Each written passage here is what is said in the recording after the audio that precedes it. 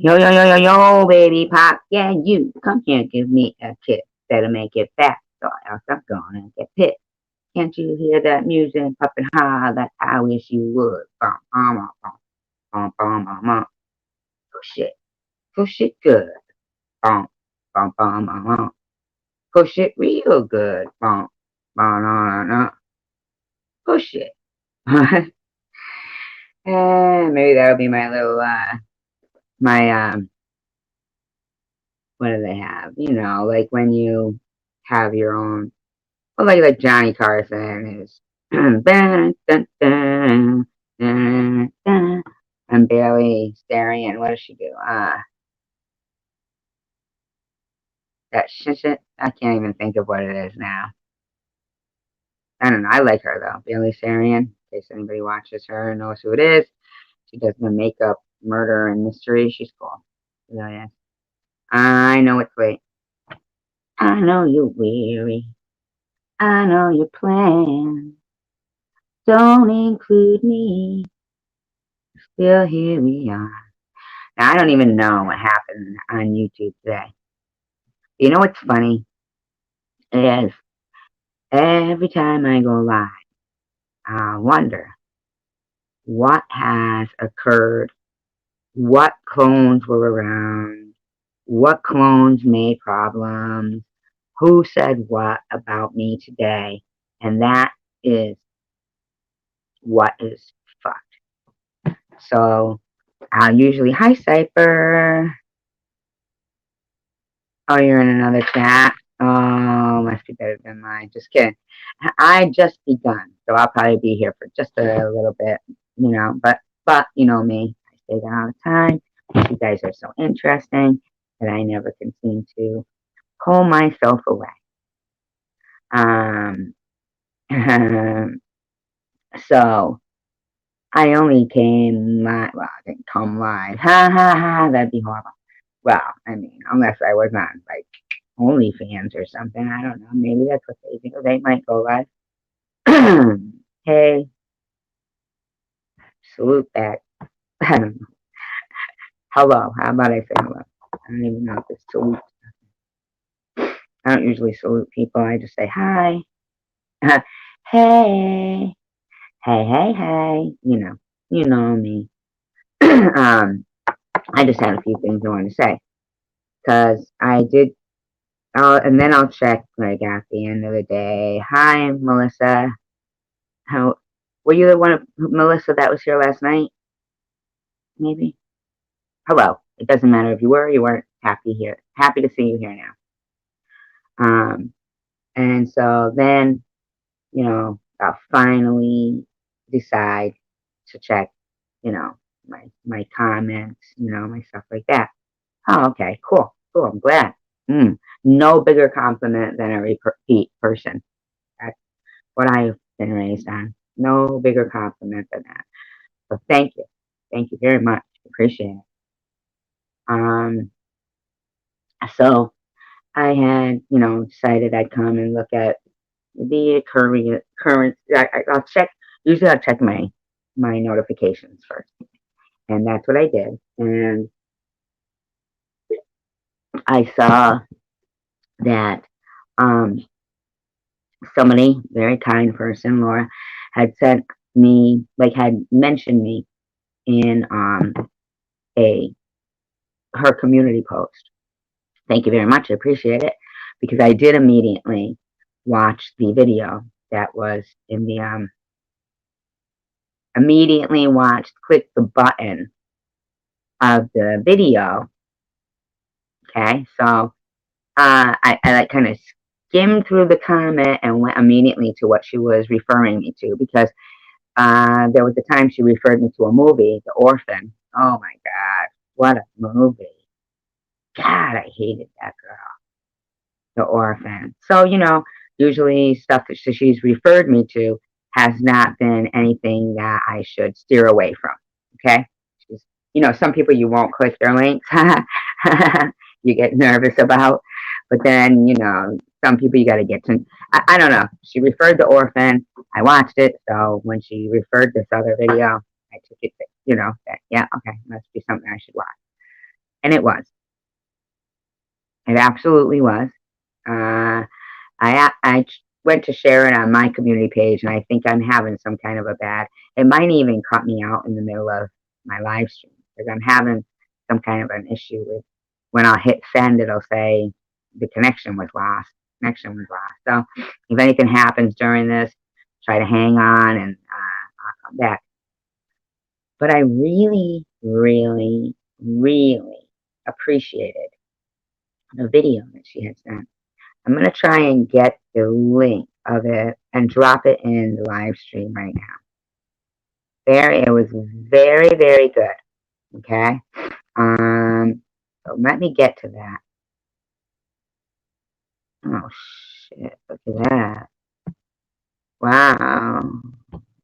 Oh, hold on. That's why. That's why. Silly no. Okay, hold on.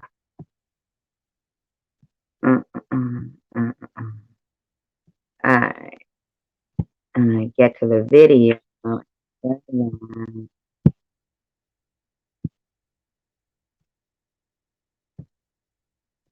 Alright. So this is the video that was shared with me. Very good video. Absolutely recommend. Okay. Not a movie, it's just a short video about narcissist, empath, and super empath. Okay. Now, I find it hysterical that there is a particular channel. There's lots of channels. But when I finished watching that video and I went to a particular channel, I will say it takes their base point is from New Jersey. Okay, I'm not going to say names. And they went on this pretense. I'm going to say it was a very false pretense of caring. Now, the only reason why I say a false pretense of caring is because of this. It came off as one of those, caring about, similar. Now, we all know that the biggest narcissist going is Tom Reed, chosen one. We know that, right? This is not a video, a live stream in any way to attack people. I'm just saying what I took from in my personal experience here on YouTube. Let's see, here's the difference. In the narcissist, I'm going to say super narcissist mind, people should have to pay for their opinion because it's so valuable in their mind. Okay? So, now I so far don't know. Hi, Melissa. That's, you know what? Because you've done so much, I wouldn't have looked you up. You know what? That was who I was just going to give a compliment to, was Sharon. Do you know that? You just read my mind. That was where I was going, was out of the ones that have now created. Now, see, Angie didn't create one at all, I don't believe, right? A private club, right? Angie didn't create one at all. Funny thing is Tom being a super narcissist. See, Angie, I don't know, she's nice. I don't have a problem with Angie. You know what I mean? She doesn't come after me. Yeah, she focuses on Maddie, but she does have experiences, being in that world. So it doesn't bother me. If I don't want to watch it, thank you. I appreciate that. I appreciate that, Melissa. I really do. And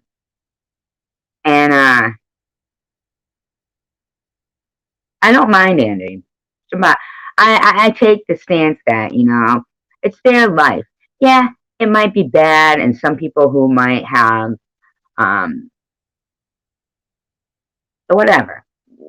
I don't have a problem with what people do in their lives.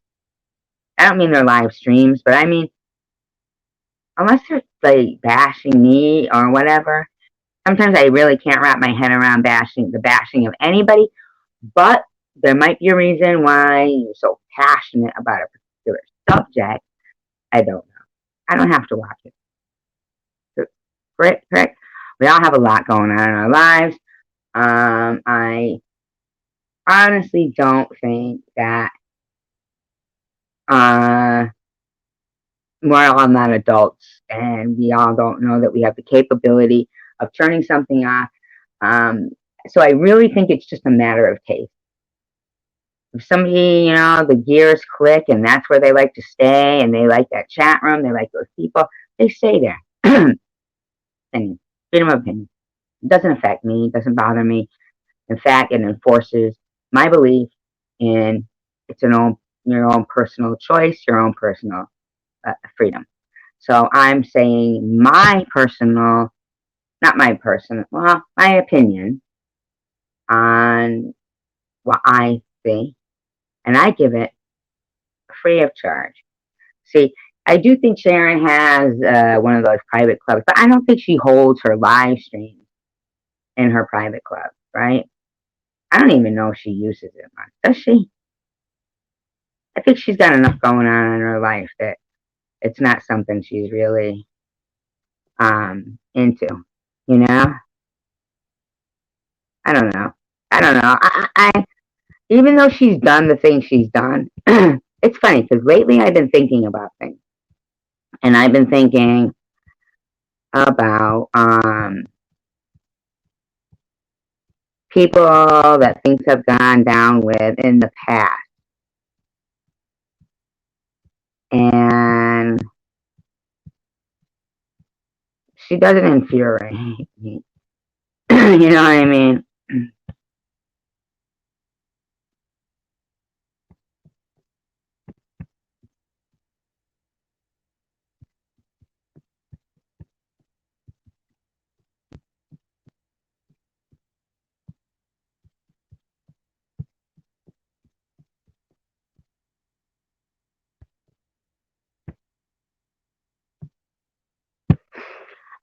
She doesn't infuriate me. You know what I mean? And you're the second person who's actually said that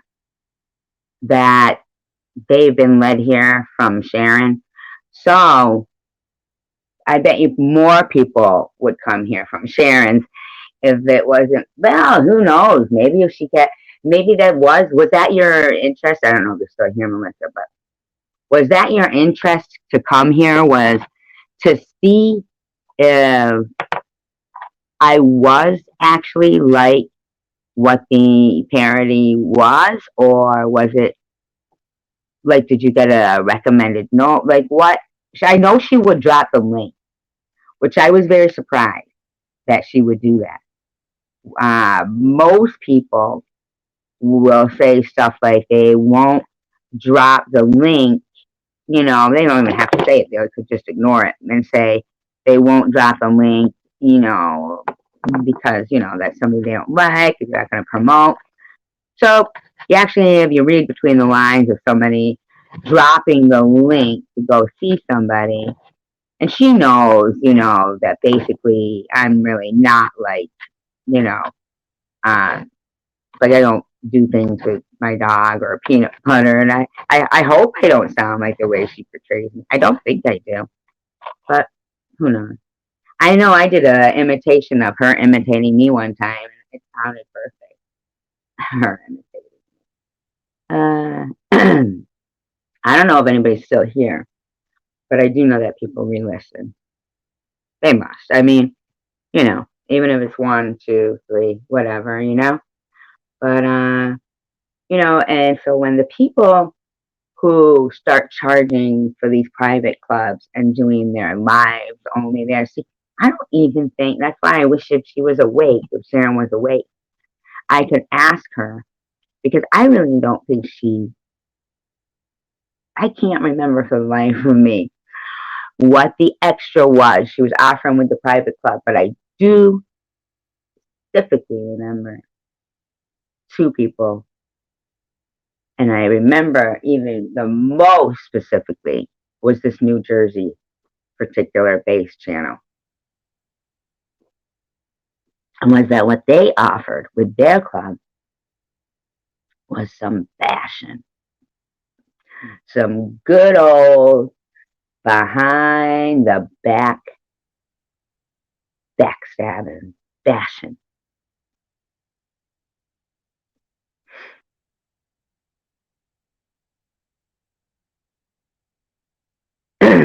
Right, that's cool. Thank you. I appreciate that. And I listened for a few lives, and I was hooked. Isn't that funny? And she makes my voice seem like it's like the worst in the world, but I don't think I talk like that, do I, Melissa? I hope. I mean, whatever. If I did, then I did. But I had to laugh when I made myself like that video, and I make fun of her making fun of me, and I'm going ha ha ha. Like, oh my god, that cracked me up. I crack myself up. You know what I mean? I think we all kind of, if we get a giggle out of what we do, then to make yourself laugh is really the only one you should depend on to get laughs from, because we spend a lot of time alone, right? It's her voice, like, get out of town, Sharon. Oh my god, isn't that funny? Sharon, see that? See that? Different strokes for different folks. I actually don't mind Sharon. Sharon is the most similar to me as a person than, the ones that I have actually spoken to. You know that? But, but, but, it's still a stretch.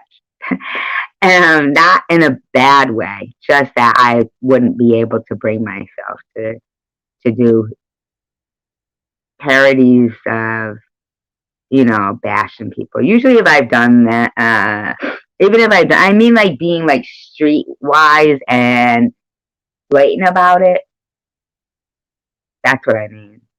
Like, when you think about it though, I do believe that a lot of the differences, wow, this is funny, because I never thought about this, is being raised maybe two parents as opposed to by a single mother. Isn't that funny? Because I think when you're raised by a single mother, you're a tougher individual, plus you're wiser. You have more street sense and stuff like that. So but her life went her way, and my life was my way. Maybe it's the locality of people's lives. I mean, my mother was never the type to, my mother was really strong, but she was from England. You know what? I do believe that people adapt to their surroundings. It's like water that pours across a stone, right? Every day. And eventually, or wind that blows against a tree. I don't like her. I don't like her. It's not that I don't like her. I'll tell you why. It's not that I don't like her, but I don't like what I have. I'll get to that. You'll see. You'll see why. I do a lot of self-reflecting. It doesn't even take a lot of time. Yeah, but you don't have to go there, right? Right, Melissa? You're not Day-Day, are you? And not that if you were, I would mind. I'm just thinking because of the repeat in names and the same, for instance. But if you aren't Day-Day, that's even better, because that means that's two people that are a parody. The thing is this, Melissa, can you see the difference, though? See, if you read between the lines, right? Why weren't you referred to me from that other person? How did you not get here from that other person? What made you come here to me from Sharon? What was the difference? Think hard. What was the difference of how you got here from two places that you watched, that either one you could have ended up here? What's the difference? Why? How did you end up here from one and not the other?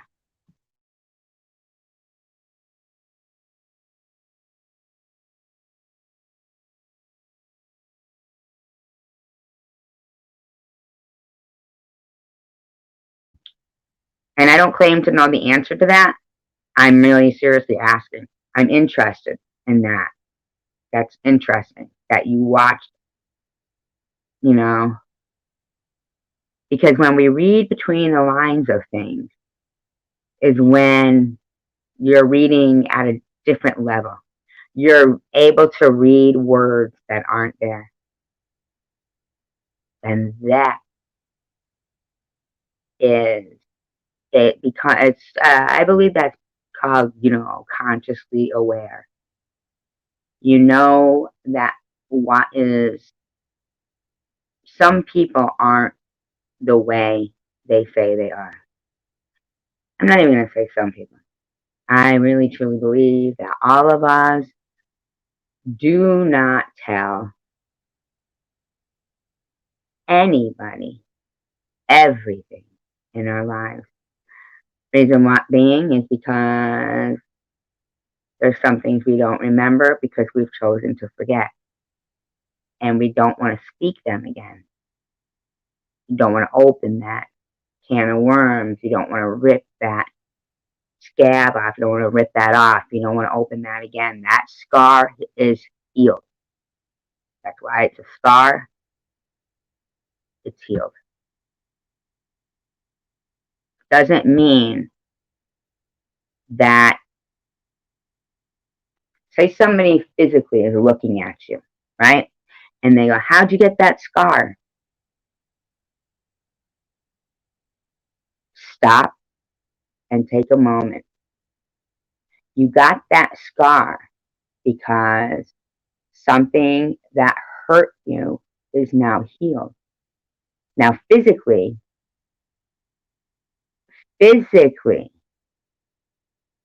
you could tell them, oh, I was at a campfire and a burning ember got on my leg and it burned me. And, physically, on the surface, on the things on the surface that people can see outwardly, when you tell them about it, it's just a story. Nobody can see your scars on the inside. So now, if it took the physical action of somebody saying, say they said, how'd you get that scar? And you picked up a burning ember and stuck it right back on the scar and said, that's how. It's going to hurt again, right? You don't have to do that for things that people can see. Okay? The scars on the inside are healed. Okay? They're healed. They're healed. Only when you openly tell people about the scars they can't see do they never heal. Because I'm not saying talking about them is bad, but don't let them define you. Because one day she was saying, SG this, SG that, so I'm curious at this point.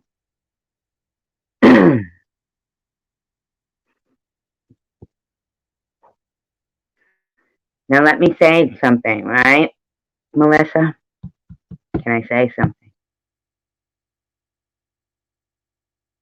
It was openly, outwardly, pissing me off what she was doing. But we had never had any bad interaction. So I can take it or leave it. You know what I'm saying? At the end of the day, she's who she is. I'm who I am. Now, a year ago, when the cancer and everything was very fresh to me, and I was very vulnerable. The people at that time who hurt me, those are my inside scars. Now, what I'm talking about now, I might learn something from, because I believe we teach best what we most need to learn. So, in a way, the whole YouTube and having live streams could be also defined as thinking out loud. And if people want to take that and run and judge people and say this, like yesterday, it was 4:20 when I went live. That happened to be the time. And I took a stock photo of somebody with a joint in their hand. Now, somebody who I'd never, ever, ever got any comments from, they'd never made any kind of interaction here, decided that their first interaction with me would be to lecture me over something that I obviously gave them too much credit for. That picture was a daytime photo of somebody's hand, and there's greenery outside, but it's 4:20 a.m. and I get it. I guess they didn't know it was 4:20 p.m. But there's things they don't know, but they don't bother to ask. They don't bother to find out. They just decide. It gives them an opportunity to berate me for things I thought were obvious. It was 4:20. I used a stock photo. I guess maybe that wouldn't be obvious. Maybe not. But just ask me, and I'll tell you that yes, I do smoke weed. But no, that was not my hand, but I didn't have stage 4 cancer. I know I also, you don't know about what cancer I had. You were basing your determinations on a stock photo and a title, but it started at 4:20. Maybe you didn't know that either. But why come out assuming about me when maybe you didn't even watch the whole live? Maybe you just looked at a title and a stock photo. Hi, Don. How are you? My point about and I'm not the type of person that, basically, even if you've never watched my live streams before and there's nothing here that interests you, walk away. That's it. So, but if people take the time to type something out just to insult someone that they've never said anything else about, never took any interaction with, under an assumed name, how does that really affect me anyway? It doesn't. I can take it or leave it. As could they. Take it or leave it. So you're in control of your own burden of things that are going to chap your ass. You're going to get mad about things, get mad about children starving, global warming. Focus every little teeny insult comment that you type to somebody into a researched, well-written letter to somebody who can make a difference. Because you're not going to make a difference in my smoking weed. And I'm not going to make a difference because I don't know who the hell you are and you're anonymous. So all I can do is take this time to tell you that you do have the ability to write legibly. You're obviously passionate about the wrong things in life.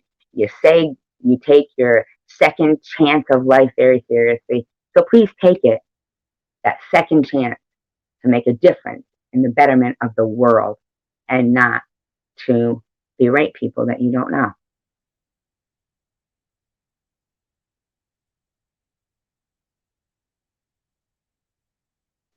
Yeah, but you know what about that only killing her? What they could have done was said, everybody, the money you were getting, like that $1,000, okay? Everybody, the money that you were going to spend on, giving it to her out there right away, why didn't somebody organize? Like, I mean, think about that. Okay, $1,000. That's probably, I mean, listen, if people focused their attention, look how much energy and attention was spent to tell people and show people before and after pictures, as opposed to making a plan. Okay? You're going to give people, they say this all the time with politicians. When you are saying, stop doing this, then you should present a better idea. If you really care about your position on something, right? People, they say, well, let's stop handling it this way because I've devised a better plan. If you agree, well, this is what we're going to tell Maddie. Oh, okay. Everybody is going to, they're going to do a GoFundMe to get whatever amount it took for those. Now, but here's the thing. What you'd have to do, well, not you, but per se. Now, let me ask, when everybody is saying about they care about Maddie, they care about Maddie, they care about Maddie, they are forgetting 50% of Maddie is Gerald. Okay? What about Gerald? May I ask? Anyone. I'm not asking you, Melissa, per se. You know that, right? I'm never really referencing any single person unless I say their name. I appreciate you being here, Melissa, because there's 8 people here. They're not partaking, but they are listening in that, and for that I appreciate it. Thank you so much. And it makes me feel. Oh, Dawn, I'm so sorry. Oh my God, I could just slap myself in the head. I really could. Dawn, oh my God, oh my God, oh my God. Wash my mouth out with Dawn. Get it? Dawn, the soap. I got myself up. If Man's dad, Man's dad truly care, his stuff. No, no, no, no, no, no, no, no, no, no, no. When somebody sees only one path, present them with another. Don't just put a wall in front of them. You know what I'm saying? I bet you. I mean, and there's a couple of questions on what I'm saying. And what about Gerald? What do we know about Gerald? I know that he raps and he does his stuff and he makes himself sometimes appear a little bit unlikable. But in that, for instance, what I could interpret from what I see is, where is the BLM for Gerald? They don't care about how he got where he is, where he will go if everybody fucking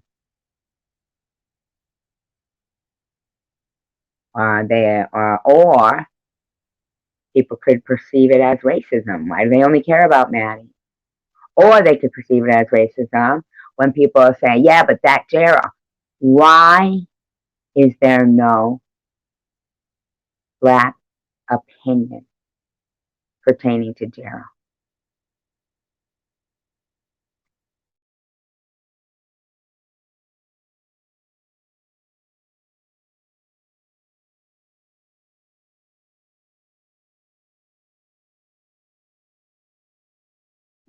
And that's not something that I pondered and I pine on, and it makes me angry. That's something I just was thinking, because I'm only thinking out loud.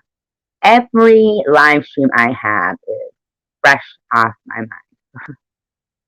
I come in with a topic, sticking to it. Yeah, yeah, okay, okay. We try. We do try.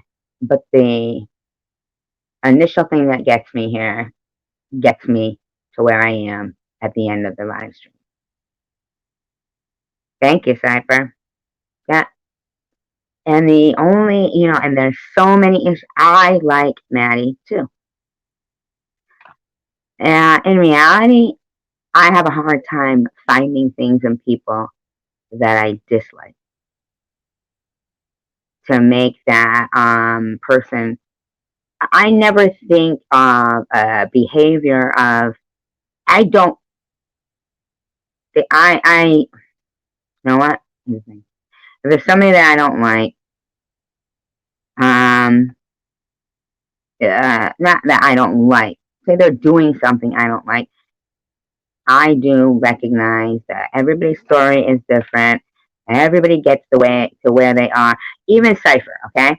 The other day, he says, now for the longest time, I thought I was one of the only people that had failed gym and had to go to summer school for gym. Cypher failed gym.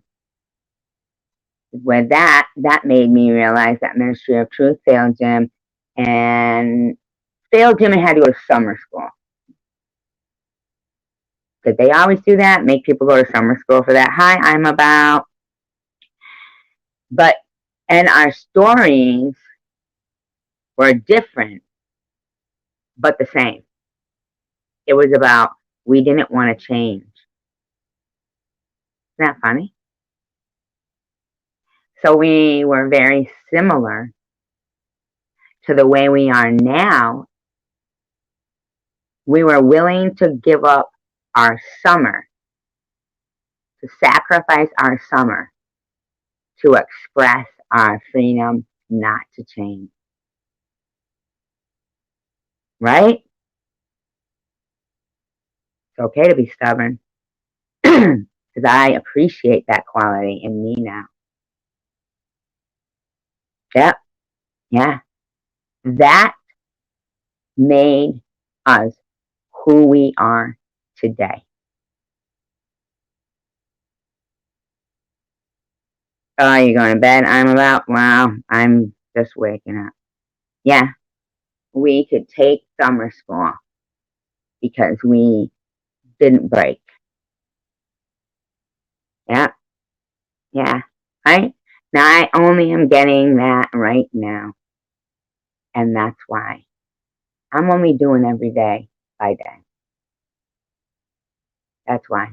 When I convolute myself, if I'm going to recollect the past, can't deny the past happened, but I'm going to use it to my advantage. Thank you. I'm about. Preach. Yeah, I'm not writing anything down. I'm not thinking of what I am serious. I'm just thinking out loud. And while it helps me, I hope that it's helping you. 1:24 a.m. I think my phone is fucking busted in that corner. It's the time is right. That's what time it is. Whatever time it is, this is a good time. Because, yeah, it's, so I feel like here, I'm going to go back to that super empath thing. Thank you, sir. Thank you very much.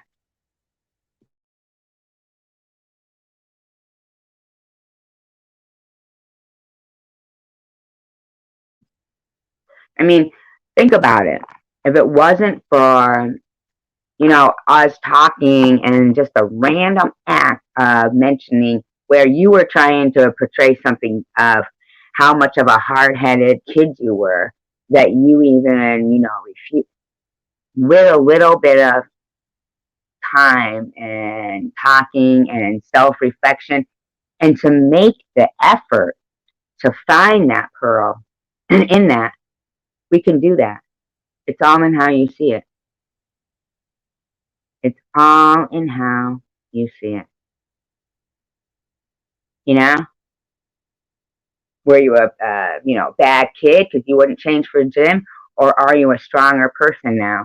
Because yeah, so I prefer to see it as that is not so uncommon, and I have something in common with some pretty great people, and I'm going to take it for what I want to, and I'm not taking it for how people on the outside might see it. I'm going to pry that open, and I'm going to take that pearl with it.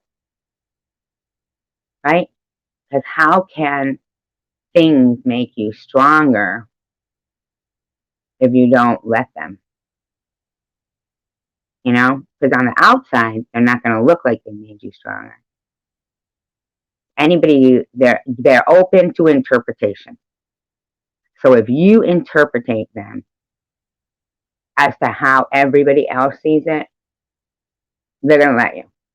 Oh, yeah, you weren't back here. Yeah, right? That's what they're going to look like. Oh, yeah, you were insecure. You wouldn't change for gym. You had shorts, safety pin to leg warmers. Yeah, you were insecure. Well, that explains. Yeah, that's how they're going to take it. That's the easy way to do it. I'm not going to do that. I'm going to think out loud with my friends. I'm going to compare my situations to some very fine people. And we're going to build on that. Right here is super empath. That's why there's so few. That's why there's always 13. Because everybody says, oh, 13, that's an unlucky number. That's an unlucky number. Yeah, but wasn't that the number of, the apostles, and right? The 13 tribes of in Egypt, right? Isn't it? And yet, they say it's an unlucky number. Isn't that strange? Because for me, I'll consistently look at, the count, and there's 13. 13 right now. 13 right now. It makes me, if routine people feel comfortable, then thank you, 13. They will have floors in hotels, and we'll see that they have been able to brainwash people enough for them to go from 12 to 14. When we all know, when you look at it and you count, there's a 13th floor. Yeah, but we tell you there isn't. Yeah, but there is one. You count, it's 13. And so you've all really just been on the 13th floor and nothing's happened. Yep, because we said it was 14. No. I call it as I see it. It's the 13th floor. Thank you, Cypher. Thank you, I'm about. Thank you very much, Don. Right? Thank you, Melissa. Thank you, all of you. Thank you. Thank you. Thank you. Because, don't let what you see, don't, like I was saying earlier, if you see somebody's scar and you say, how'd you get that scar? And they said, oh, one day by accident, I hit this thing and it stuck me with this, and, no big deal, no biggie. No biggie. You just told them the story. It doesn't hurt anymore. Right?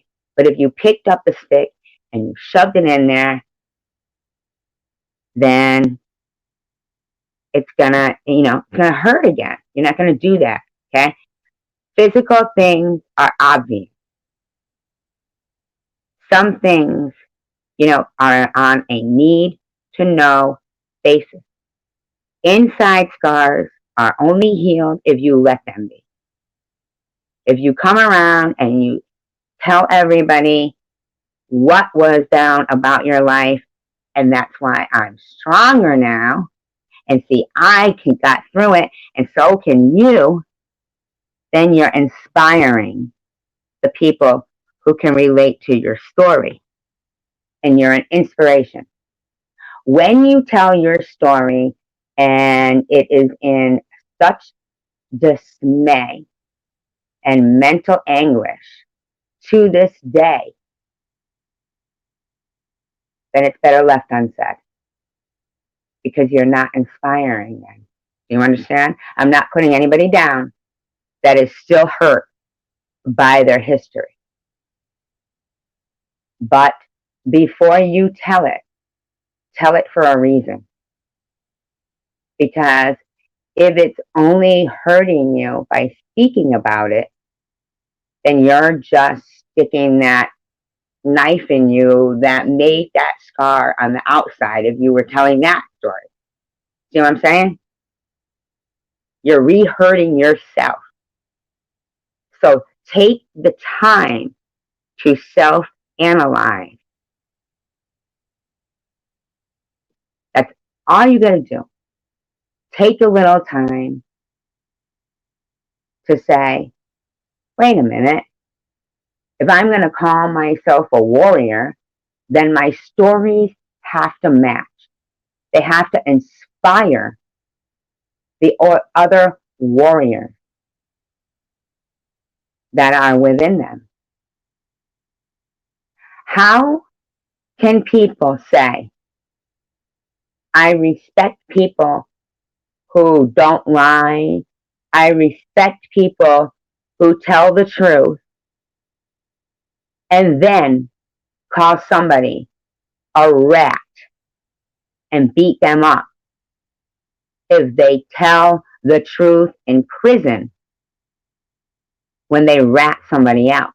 Okay? Now, the difference is this. If you are a coward and you throw somebody else on the bus, under the bus, instead of taking responsibility for your own actions,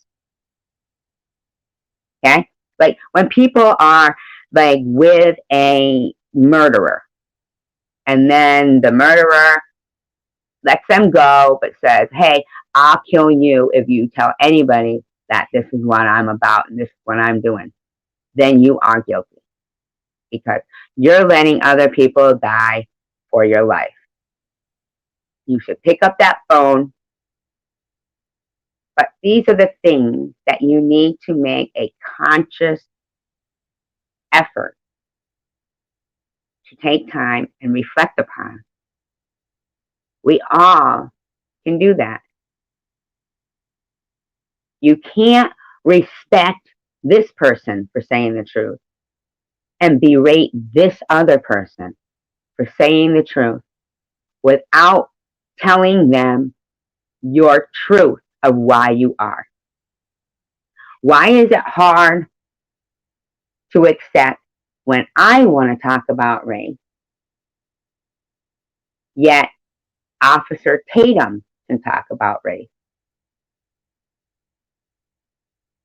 Until somebody can give me, and I'm not here talking about race right now. This is just an example.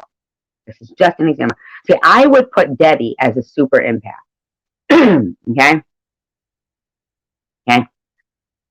I'd put Debbie as a super, well, I don't know, Debbie. I would, but I want you to stop crying on air about your experiences. You can cry on air happy tears. You can cry on air about somebody else's sadness or a sad story you read, but do not ever again, because I love you, do not ever, ever, ever again let them see you sweat. Never. You understand? It's okay to show emotions. Your son, Bedford, here. What are you saying? You want me to drop the link? Because I will. You know?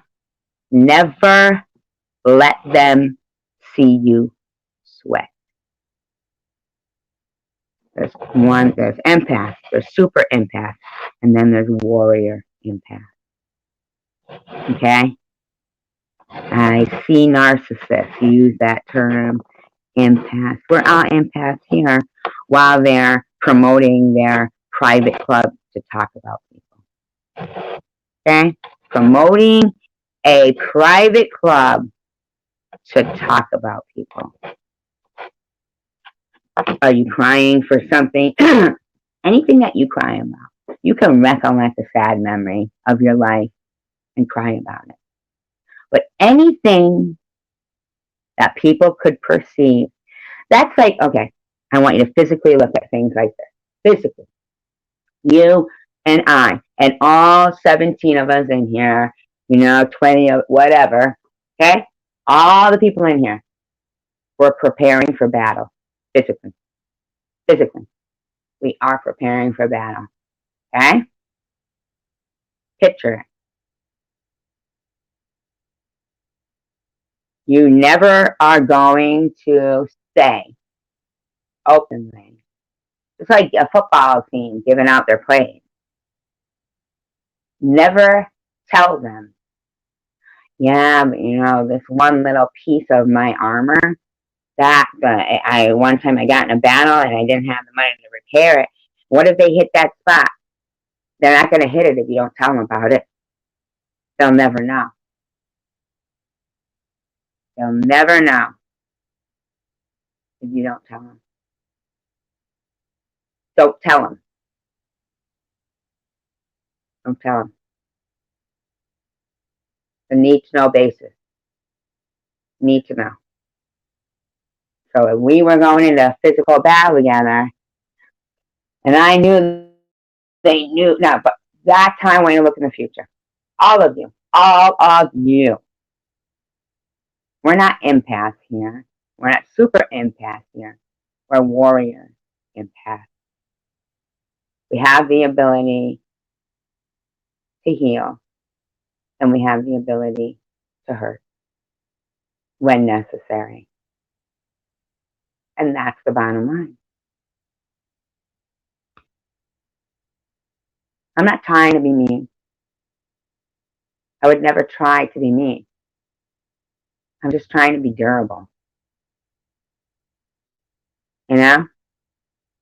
Nobody's breaking me, but they're also not changing me. I'm not willing to change for the worse. I'm only willing to change for the better. And when somebody says to me something, and I go, you know what, you are right. This time, good night, Don. Good night, Don. I hope I didn't bore you. There's times I'll even go back and I'll listen to myself sometimes. I think, my tone, I hate it. But if you can I've listened to people with the nicest voices, and they're saying very bad stuff. Tom Reed. It's funny because once you'll see, thank you, Debbie, wasn't always this way, but every day I get better. Not about getting better as a drug addict. You could be a drug addict. Just don't be mean. Don't be a bad person. That's all. If you're going to hurt something, hurt yourself. No, you're not hurting other people. The act of giving to Maddie, that is for the person who's giving. It makes them feel better for a little while. They're allowed that because they paid for it. So when people start telling people, by donating, you're enabling. I mean, what's next? By donating to the starving children in Ethiopia, you're enabling that charity group to steal the money? So they all stop donating? What is that next? Really? So, oh, good. So we've convinced them that donating is bad. Where else can we go with it?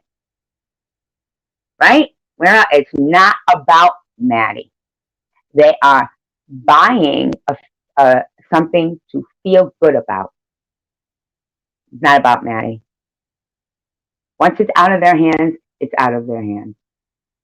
Those decisions then become Maddie's. You understand? Allow them that feeling of feeling good. Because being charitable is not bad.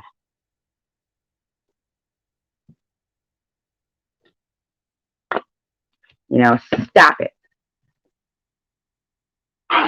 Stop it. You're enabling that government to not have to feed its people. Stop donating to those babies. I mean, stop it. Stop it. It's not your business. None of your business. None of your business. Worry about yourself. Worry about the fact that you're trying to tell people that being charitable. You're trying to find the negative of being charitable. Worry about that. Because at the end of the day, did you offer Maddie another alternative? No. Did you tell those people that wanted to be kind and be charitable, did you offer them another alternative to their kindness that might be more beneficial to Maddie? No. So shut up, because you're just doing it to exercise your narcissism.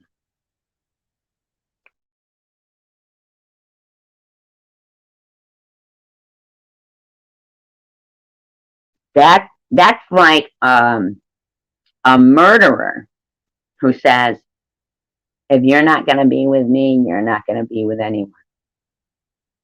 So basically, if you're not going to give to me and my girls on the street so I can dictate what they get with that money, if you're not going to feed my narcissism so I can dictate, here's some more underwear. Here's some more underwear. Here's some more underwear. Here's some more underwear. Here's some more canned mandarin orange and Swedish fish. Here you go, Swedish fish, mandarin oranges.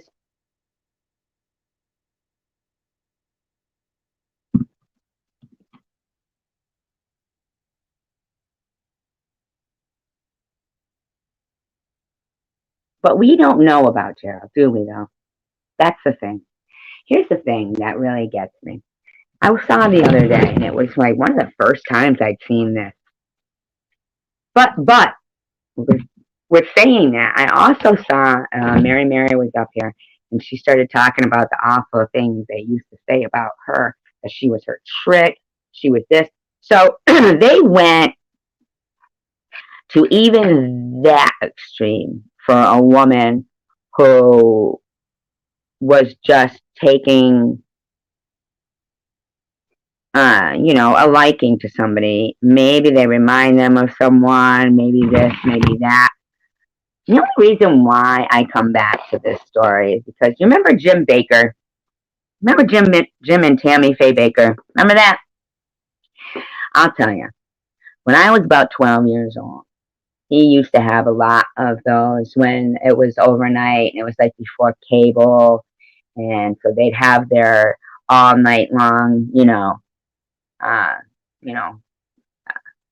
whatever they were going on. Jim Baker. Okay. At that time, I was about 12.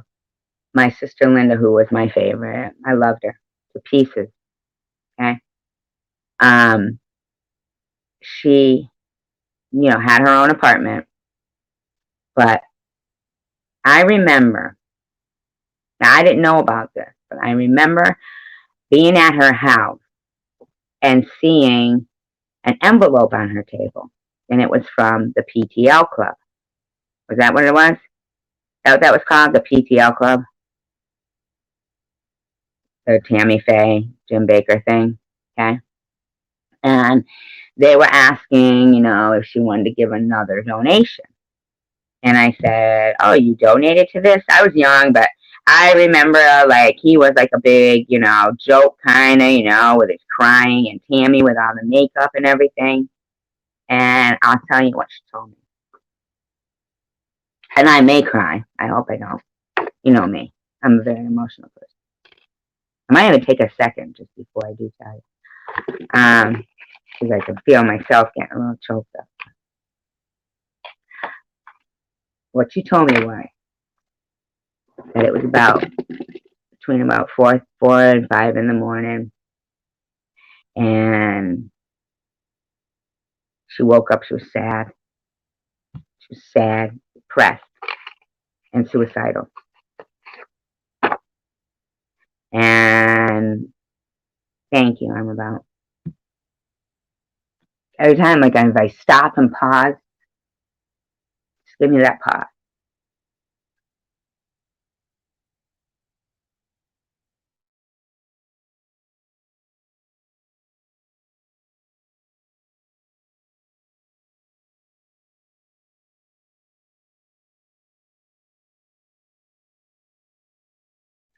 Just for a second.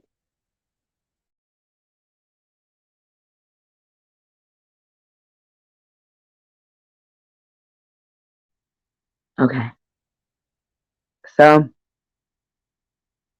she said that she was looking for a reason, for a sign. I love my sister.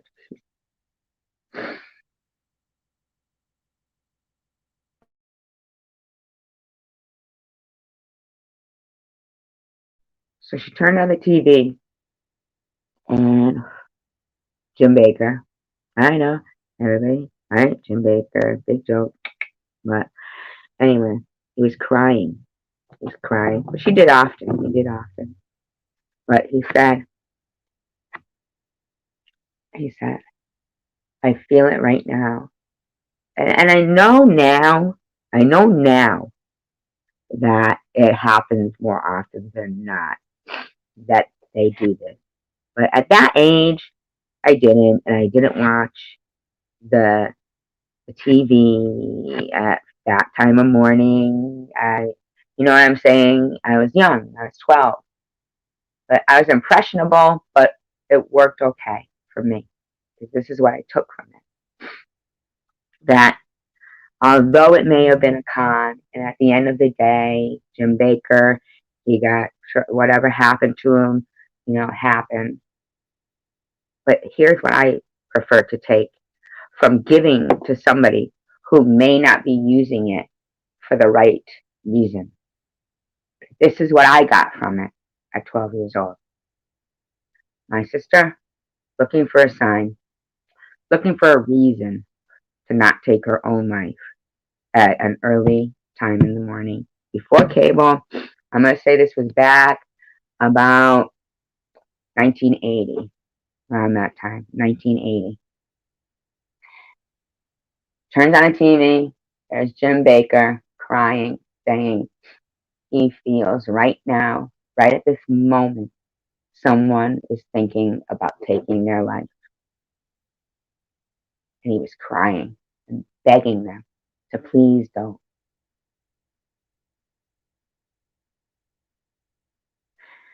If that's what it took to save my sister, then he can do anything he wants with that $10.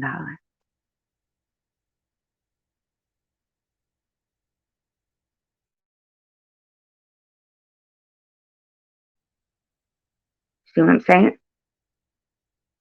Sometimes there's more to a story than people know. He can do whatever the fuck he wants with that money. But it saved my sister. I mean, she's passed away now. There's a pharmaceutical company and doctors that don't care about people. And I always say at the end of the day, it's not the races that it's like this color that's just, it's the money. People with money have money because they didn't care. People who have money and want to give it care. Stop trying to villainize that act.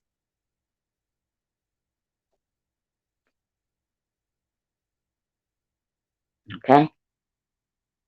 She didn't die at her own hand. She died at the hands of evil people.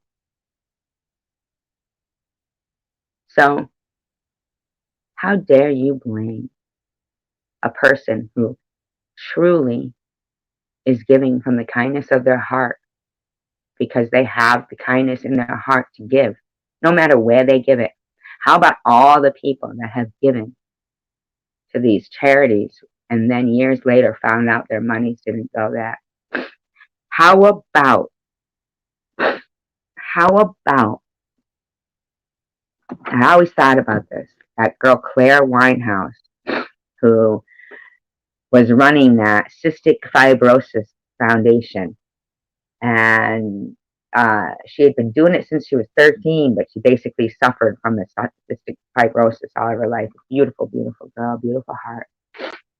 She finally said, she made no money from the nonprofit, which of course she wouldn't. And she also didn't have the money, though, on the flip side. She didn't have the physical capacity to work. And she didn't have the money to get a lung transplant. So she decides finally at the age of 21 to put up a GoFundMe for a lung transplant. She said it costs $50,000, and she puts up that GoFundMe. She ends up getting $280,000 in donations. So that gets her on the list. This is all in a documentary. As it happens, she gets a call, 5 a.m. She starts, recording in her documentary right after getting the call, how she's in a rush, she's getting ready. They had told her she'd have to be ready at any moment. She might get that call. She's a match. They got it. Okay? Hi, Ganjan. Hi, Tara Boo. And she goes. She's excited. She hugs her mother. They wheel her in. And the next voice is her mother's. She survived the lung transplant, but she had a stroke. And she died. Based on what some people want you to believe in this community that call people who are charitable enablers, would they define that as they enabled her to die and have that stroke? No. But I fought with that for a long time in my head. Like, oh my God, how could that happen? How could that happen? It made me question my faith. How could that happen? Why would God do that? Maybe God didn't do that. Probably not. My guess is he didn't. But I'll tell you what, for a lot of people in this world, you go back and you watch the documentary Claire, and if you take anything away from it, take away the best and give that girl eternal life. I understand, Tara, but giving to Jim Baker, my point was, how could those people have felt after that? I'm certain that a part of them felt like if They had, I'm sure that there was a part inside even her parents. If she didn't do that, she'd be alive now. But she is alive now. I'm talking about her. And I'm giving her eternal life, and I'm not God. But I am talking about her because I believe she made a difference. And I believe that I'm saying that people could have turned that into whatever they wanted to. Somebody could have said, "Oh my God, your sister gave to, lately though Maddie's been getting on and falling out, and it breaks my heart that she doesn't care anymore. Who sees it?" That's the thing with Maddie is this: with a drug addict, I believe that drug addicts look for any reason to use. If they're happy, something good happens. See, the thing is these people are just going on by that's their way. These people who want to be evil, they'll say, "Oh, she's going to rehab, and she ain't gonna make it. She ain't gonna make it. She ain't gonna make it," even though they've never been to rehab ever. It's not stress on my shoulders. Don't you see? Keeping it inside is where the stress comes from.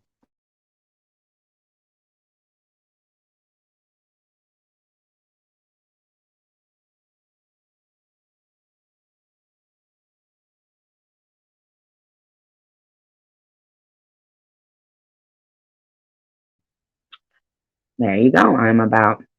There you go. There you go. Now, so there you go. So people still give to Sharon.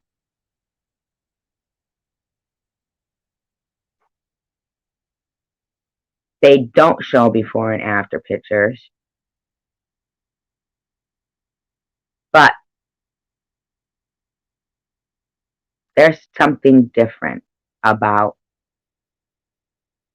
Sharon and Maddie. And I'm going to speculate right here. I'm going to speculate. Yes. Yeah. See, the reason why I don't talk about my condition is because although they diagnosed me with it and there was a lump, yeah, I went through chemo. I did everything they said.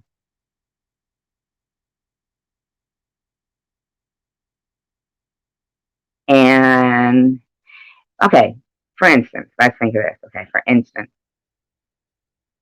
there was a guy I was watching, and he was from like another foreign country, so I really wasn't watching him. It was in a um video, short video. It was like YouTuber dies a week after declaring I'm still alive, or no, I didn't die, or no, I'm not dead, something like that. And so it was the reason why he declared that was because he had been in some, he was one of those people who would do things like the ice swimming, that kind of stuff, constantly tempting fate kind of stuff. Okay. In 2018, he had survived like stage 4 rectal cancer, colon cancer, something like that. He had survived cancer in 2018. So he started going out there doing these things. Now, normally they wouldn't, bottom line is, at the end of the day, he stayed too long swimming in a frozen lake. And by the time, now here's the thing, the people who were filming, or unless he set it up on a tripod, maybe he could have. Who knows? I don't know. I have no clue. He spoke another language. It was just a story I was watching. And he froze, and not there. So they did come and save him, and he was in the hospital for several days, but he eventually succumbed to his, hypothermia, whatever. Okay? So he didn't die from cancer. Some people die from getting hit by a car, and if they opened them up, they could have been riddled with cancer. And nobody even knew, maybe. Maybe they didn't. Maybe they were going to die in 2 weeks, right? Not everybody gets an autopsy. Sometimes they say that somebody has died from natural causes. I'd like to know, what are natural causes? How do they define natural causes? What's natural causes? What, you just stop breathing? Or should they just type in too poor to afford an autopsy? I mean, what's natural causes? Undetermined, I've seen as causes of death. Wouldn't that be the same as natural causes? Most of the time, though, it depends on the case. If it's something where some people are saying, no, they murdered them. And some people are saying, you know what? I don't think about it. Because I'm not guaranteed tomorrow. Nobody is. If there's anything this whole cancer battle taught me, is to stop fretting over what I don't know and start embracing what I do.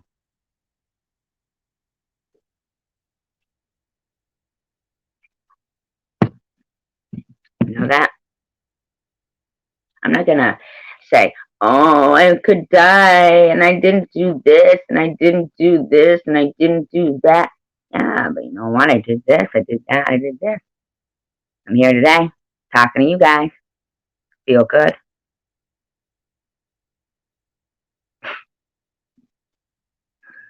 How old was your mom? Could it have been she died from the lack of medical care because of COVID? Like, you know what I'm saying? Like, all those hospitals, all those doctors, they weren't even letting people come in when they had any kind of ailment. Right? They were doing over the phone video calls. Right? Could it be that a good majority of these, they died of COVID, is because, now I'm not saying you specifically, I'm talking about statistics. Could it be that they actually died of the lack of medical care that they weren't getting because of COVID? I mean, I'm sure, yeah, they could count that in those statistics, but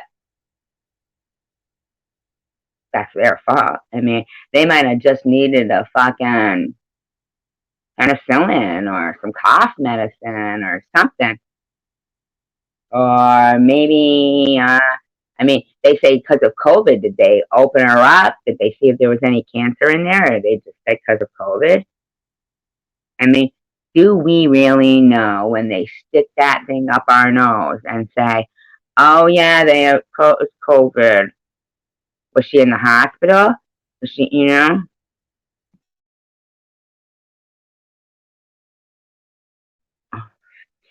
I reckon they want to reduce, what was she, like, close to it?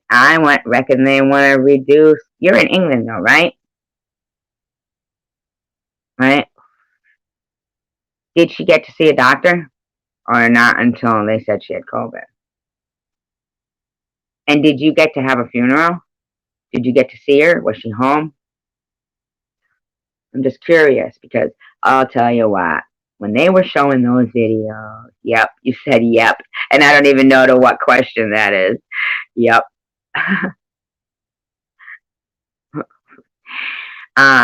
When I was seeing those videos now, Cypher, I don't know if they're still here, but I know they were in New York City. I was seeing some videos about New York City and how they had these bodies just thrown about.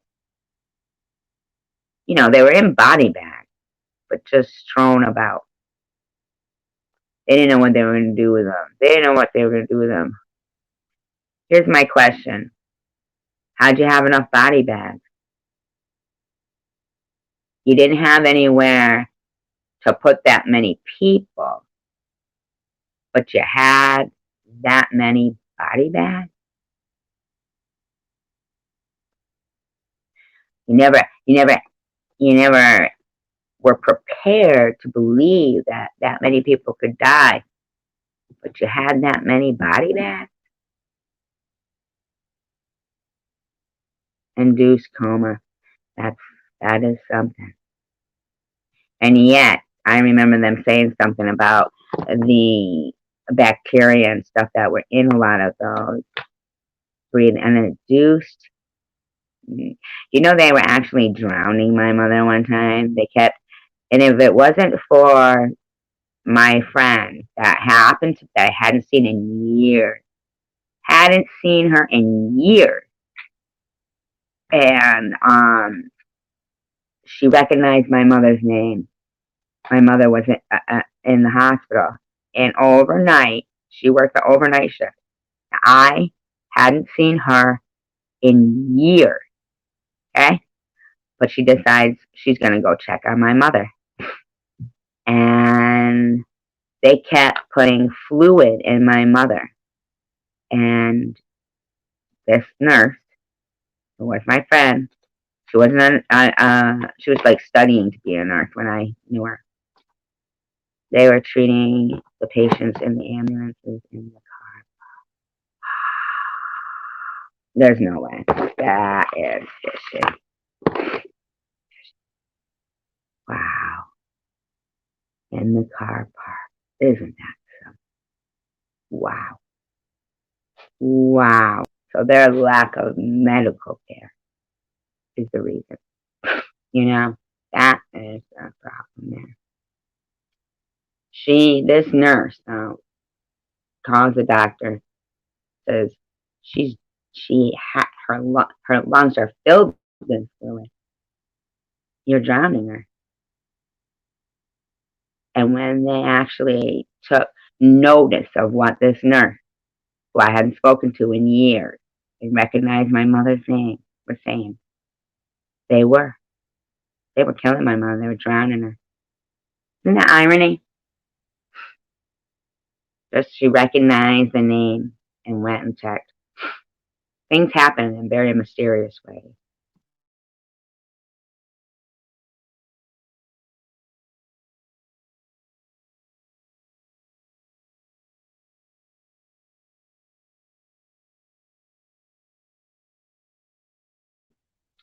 I mean, I can't believe when I read back in history about the Civil War and when the people would, the battle would be over and all those bodies would be laying there dead. They had no plan for them.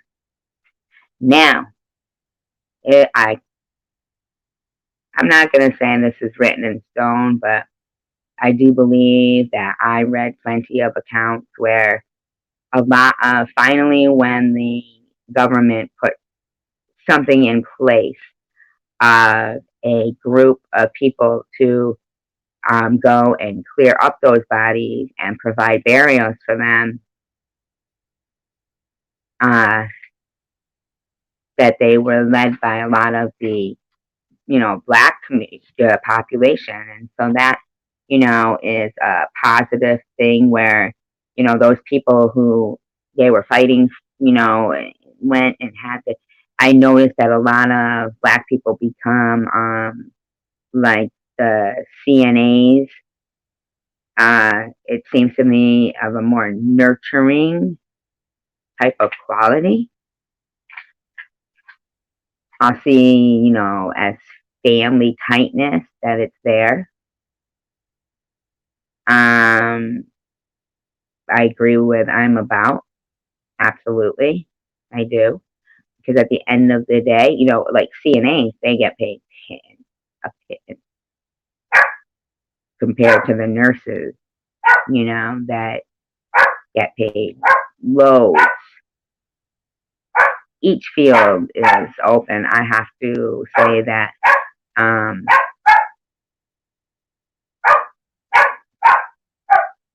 everybody has good and bad in them. I think it's a matter of heart in people. But what they're... my dog is going nuts. Roscoe, simmer down, buddy. Hold on, guys.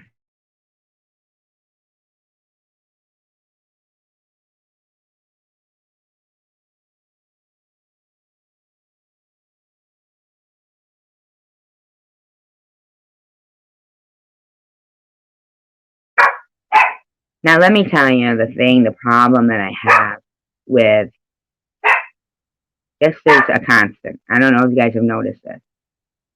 Throughout the night, any hours, you will hear the dog barking because of the constant noise that goes on from the second floor where they have, I mean, hi, Pink. That whole rental thing is just, okay. So there's another reason where this whole COVID thing, the C word, let's say, has made such a problem in, things as a whole. I mean, letting, the court system be so backed up that somebody can go with that hasn't been affected by COVID whatsoever. But they're taking advantage of the whole thing by not paying their rent because of these things, this moratorium, this and that. In the meantime, what's happening is the person who buys like maybe one or two properties, not apartment properties, just rental properties, like a house or something, and they're on a fixed income too, so they count on the rent to pay the mortgage on those, what they consider to be their future plan. Now their future plan is fucked up because, the government, I hate to say, and in the meantime, the other tenants are paying their rent, watching this go on. My dog's barking all through the night. Um, I mean, many factors. A neighborhood that doesn't usually have to deal with this, has people who don't give a shit around. In the meantime, it's a cycle that hurts everybody. There's so many different factors to people who take no effort to act as citizens responsible for their own actions, although when it comes out of their hands, somebody may get in the next hands of people who are like, oh, they're sheep, they're paying their rent. You know what I mean? And those are the ones who end up hurting and carrying the weight for being responsible citizens. And it's frustrating to watch people who push the envelope get away with pushing the envelope to such an extent. My whole initial call, I'm gonna drop the link. I'm so sorry. I said I was gonna a while ago. I don't even know if I did. What an idiot I am. Hi, Pink. I would love it if Pink would come up. I would love it. Pink is so funny. She should have been a comedian. I keep wanting to go and look up like and see if there was ever any serial killers in Wales. Was there? Not like a whale serial killer. Oh, I can't help it. There's some things I just have to do when I say the word whale. And that's one of them because of Finding Nemo. I love that movie. I thought Ellen DeGeneres was so funny. And you know what? Ellen DeGeneres is always going to be funny to me. I don't care what shit they put out about Ellen DeGeneres. I'm going to take away from Ellen DeGeneres what makes me laugh and smile. Why would I want to take away from her what frustrates me? Right? Whose name was Peter? Oh, serial killer. Ah, see, I have the memory of a fish. I don't know if this is pink. Is this pink? Hello? No, it's not. Pink, that's not you, right? Why don't you say something? This new pink that's up here. Pink, is this you?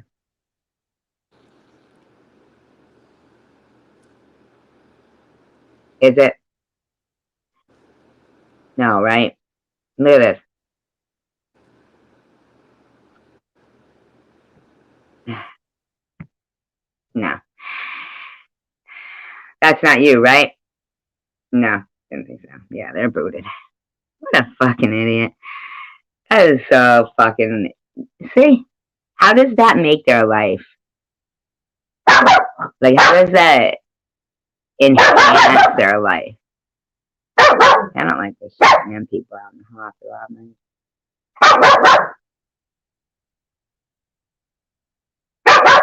That's some shit, man. Hi, Ministry. Alright, come on.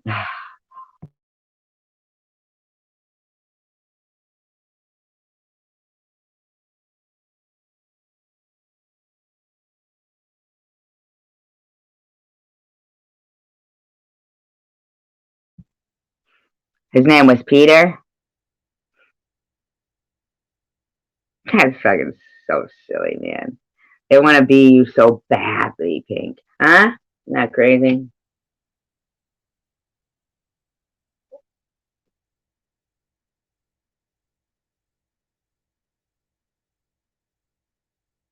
I find it funny, like, when people, hey, they have so little to put somebody down for, is so they put people down for, like, the tightness of their friendship, or just for being, they said they were gonna say hello. Look how evil they are. You know what I mean? They forgive everybody. They're stupid. You know? And I find that so somebody actually took that much time to fucking make an account, right, Pink? That's how important you are. They took the time to make an account to do that. Their most precious commodity they spent on that. So we must be pretty important because their most valuable and precious commodity is their time. So thank you for that compliment, for spending that time. That's something. It really is. That's awesome. Yeah, so I really find it kind of funny when there's certain channels that would keep referring to others as narcissists and themselves as empaths, and yet they have private clubs for people to join for them to bash people behind the scenes, but they don't realize that that's not cool. When the people who are paying to be in a club to bash people, and here's the thing, when my daughter went to school, I thought that people I thought that clubs and gangs, good night, ministry, I hope you feel better. Um, I thought, like, they weren't okay. In school, I remember little kids getting, like, in trouble if they wanted to make a club, like, just a little silly club, you know what I mean? Or anything like that. And Welsh, isn't that hard? Fucking, it doesn't have like no vowels in it. Welsh. I always feel like that was some kind of a code.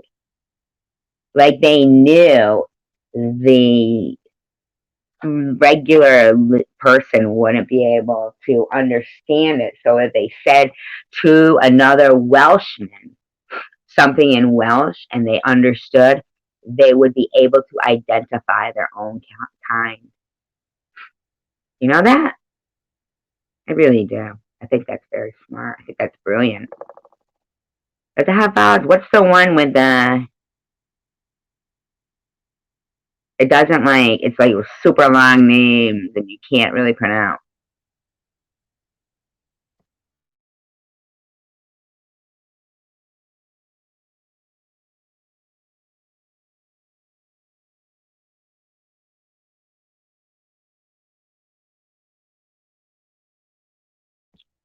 I think that, back then, like, as when I say cold, I mean, even the Gaelic or something was, certain things, like, you could tell.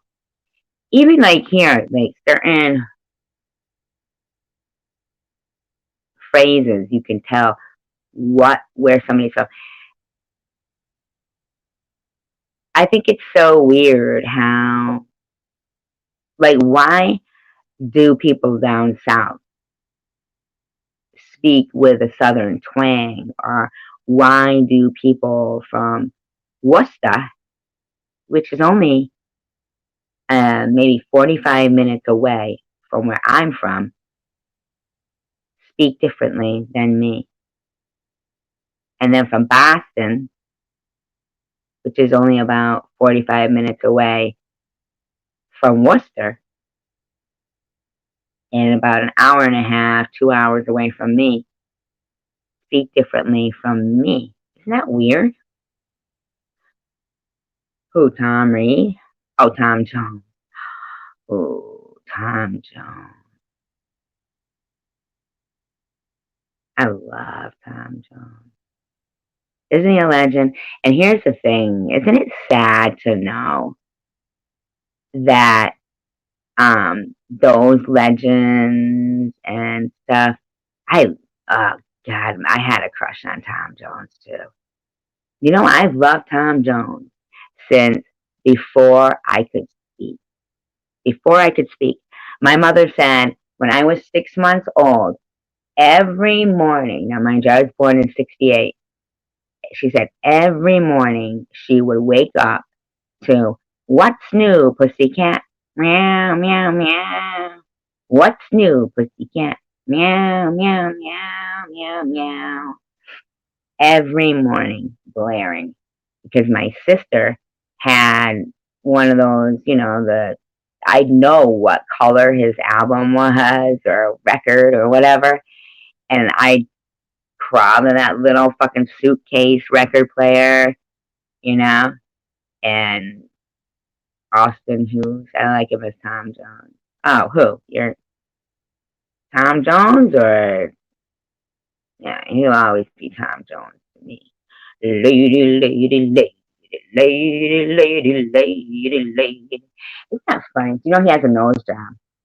I watched this like it was a documentary of the people that this guy had interviewed, and now like years and years later, he's interviewing them again.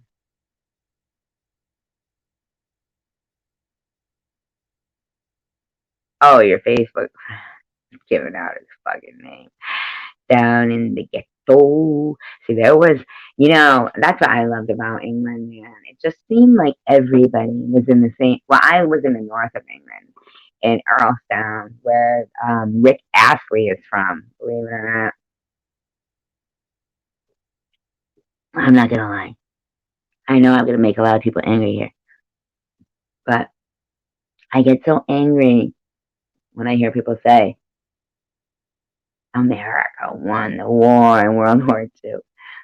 I do, because I feel like that whole, the Blitzkrieg and the whole, um, the combined effort of such a small country banding together to like endure whatever was rained down upon them, and like the whole Battle of Dunkirk. I mean, and I say these things because, my mother grew up with, having to go to the bomb shelters, and I love the bacon in England. Bacon in England. So, so it's a slab bacon. Oh my slab bacon. It's the best. There's nothing like English food. Let me just tell you. Oh my, the chocolate's better. The ice cream's better. There's nothing like a 99. Oh my God. Every time I talk about English food, my mouth waters. I love chicken and mushroom pie, meat and potato pie. You just don't know. You just don't know. Even the novel way. Now, I don't know how it is now. I'm talking about, in the last time I was there was 1984, 85, shortly into 85. Yeah, but both of you, Pink and I'm About, when Pink and I'm About come up on the panel, I'm About, do you know how to? I would love to have both two people from, like around the same area, and we could talk about food. Oh my God. I just remember they would have the Rick Astley. They would have, he asked me out, but I wasn't into ginger when I was 16 in 84. If I'd have known, if I'd have known. But um, they would have these like chocolate moggies. Remember those? Chocolate moggies? Who would think of eating a chocolate mouse? Only the English. Only the English.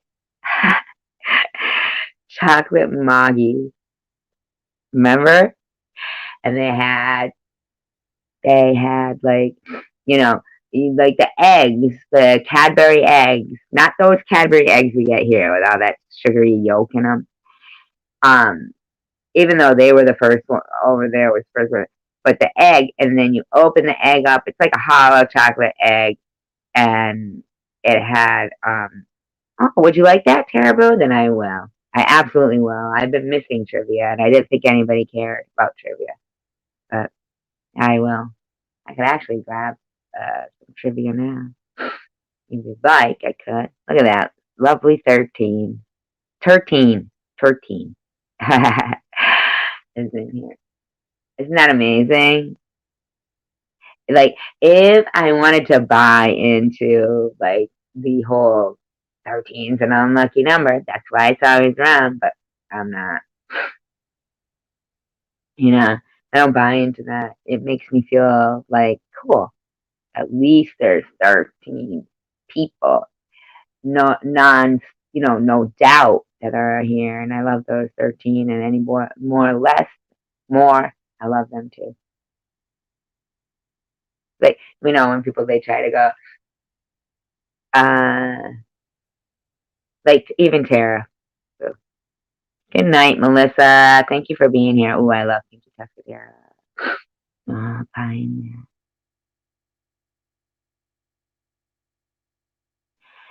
Bangers and mash. That's Irish.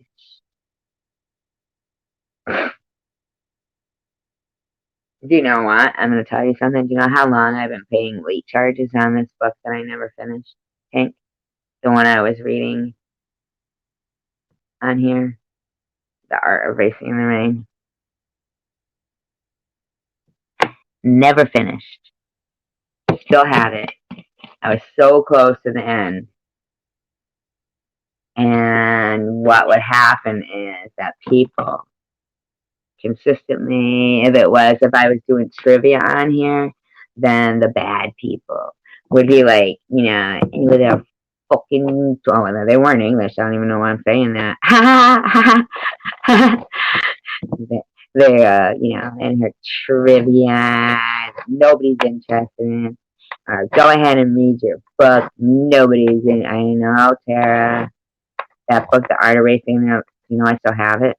Paying late charges on it. Paying late charges on it.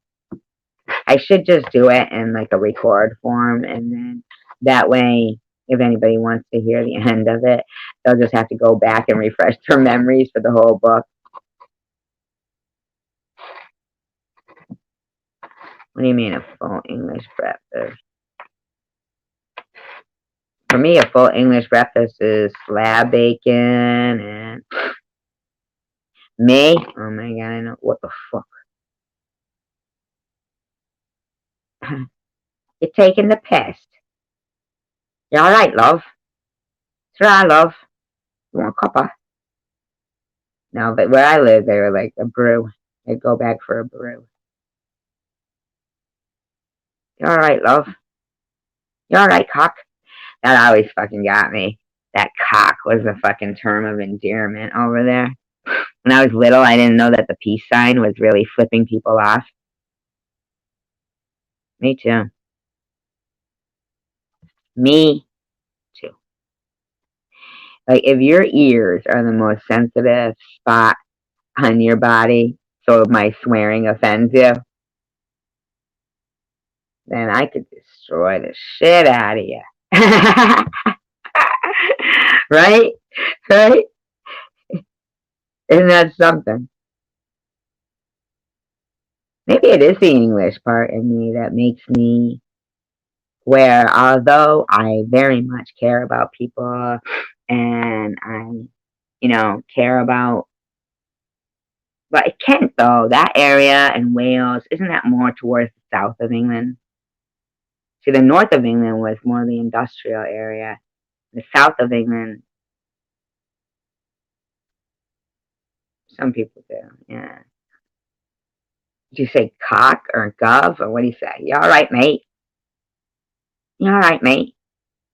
God, I loved England. We would have stayed. But many stories behind it. But I'll tell you what, I so treasure those memories. Treasure the time being there.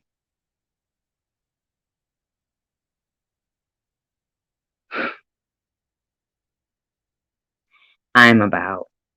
What's going on with you? You sound like Tiger from Clemson. Remember that guy? Anybody remember Tiger from Clemson? What's going on with you, I'm about? Why do you drink all day? Why tell me. I like you, and I want to know. There's something else a brewing there, right? And I'm not doubting who you are. I'm saying that, like Tiger from Clemson, he would, but you're not quite. I know you're not Tiger from Clemson because he was far too annoying to be you, and far too sensitive, and you're not that way. You're actually not. So I'm just asking you with love.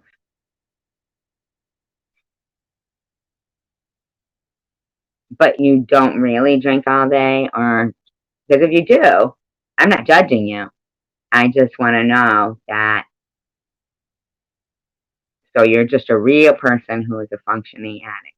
Is that correct? You live your life how you want to live, and you put it right out there. And if people want to judge you by it, they can judge you, or they can just feel like, hey, look, I'm the I'm the epitome of a person who you can have a conversation with, but I'm also a functioning addict, which is commendable. So if that's the case, then more power to you. Your life is exactly that. It is your life. You're a functioning addict. If that's the case, and you're not out there, you're not telling people, you're just, yeah, alcoholism. Now, did that run through your family? Or how did that start? Were you young when you tasted your first sip of alcohol? And, I mean, I'm just curious. 'Cause I don't put down anybody who drinks. I drink. I'm a bartender. I drink, you know? Um, but you say you can't stop drinking. But now, see, I would always think that drinking would make somebody go to sleep. But you also say you do other things that would keep you awake. Now, your openness, no, no, no. I think it's commendable. I think it's commendable. I think that shows strength in a person, that you are you. Oh, ciders. Oh, cider's nothing. Go ahead. Drink your cider. Drink your cider. I didn't know you were drinking cider. You're funny. Go get a bottle of baby sham, too. Bottle of cider. Does that even do anything to people?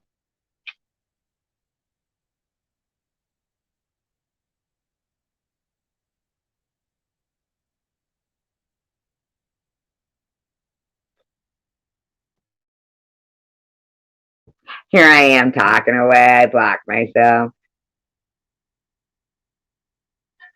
Is it? Is it strong? It's really. Because I can remember when I went there, and I probably drink, like, okay, whatever. We're not talking about me. But anyway,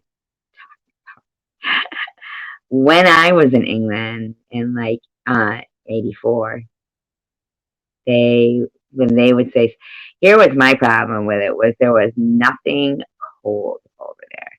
The water was cold, but they didn't do much refrigeration. So even like the soda, um, and then they would drink, at that time, they were drinking a lot of Malibu, that coconut rum, baby sham.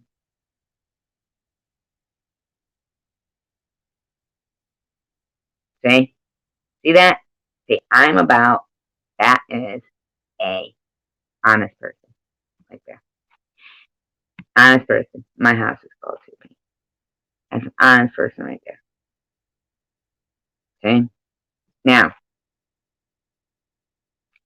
what do you want to find wrong about that? Because I can tell you there's nothing wrong with it. Nothing. Cocaine.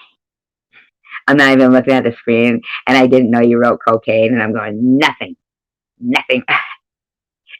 You're fucking funny. I gotta stop not looking at the screen.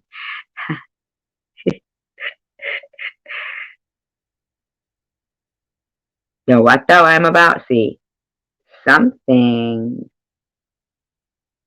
Let me ask you, honestly. We know. So Pink is awesome, because what she's saying is, so that's all that you have to say. I'm about, and you could like remove your little comment of that. You know what cracked me up was that time when I said, stop talking about crack. And right before I ended my live stream, I'm about fucking types in the live stream. Crack, crack. I'd say you're a pretty nice drunk. I'm a terrible drunk. Thank you, Tara. I love you guys too. I really do. I mean,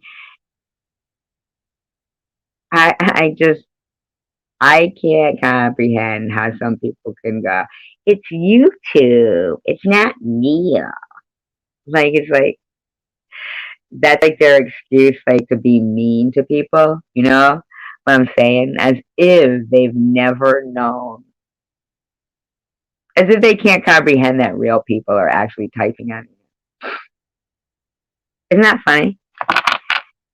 Like, what's that argument stand for? That real people aren't typing on the other end? That real people don't hold these accounts? And I get it that the people who are being mean behind accounts that are made just fucking, it's worse, man. Worse than Liberace. More going towards, you know what, it's funny? Oh my god, I'll bet you this is my payment back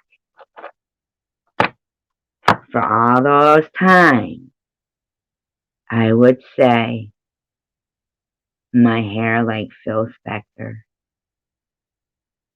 Oh my god. My hair is gonna grow like Phil Spector's now. Oh my god. Folks, let that be a lesson to making fun of people. You never know when something's gonna happen,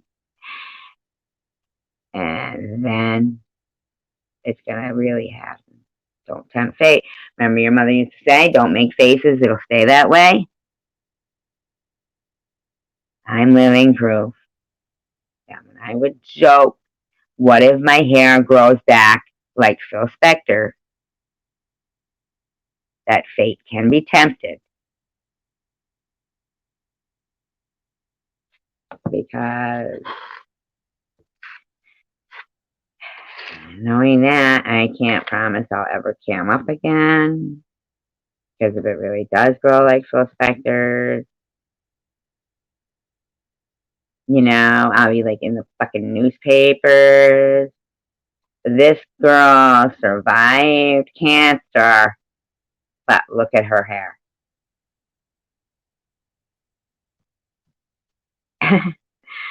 Look at her hair. Oh, would you say it was worth it? SSG. Well, it doesn't seem to be any gel or hairspray or anything that can control it.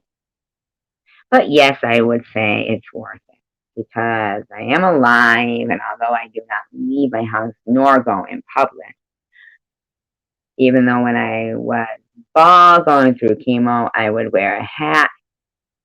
Although now I am not bald, I still have to wear a hat. I'd say that's quite ironic.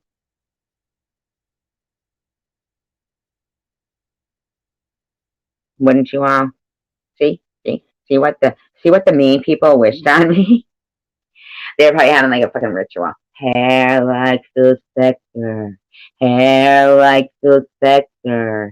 Hair like Phil Spector.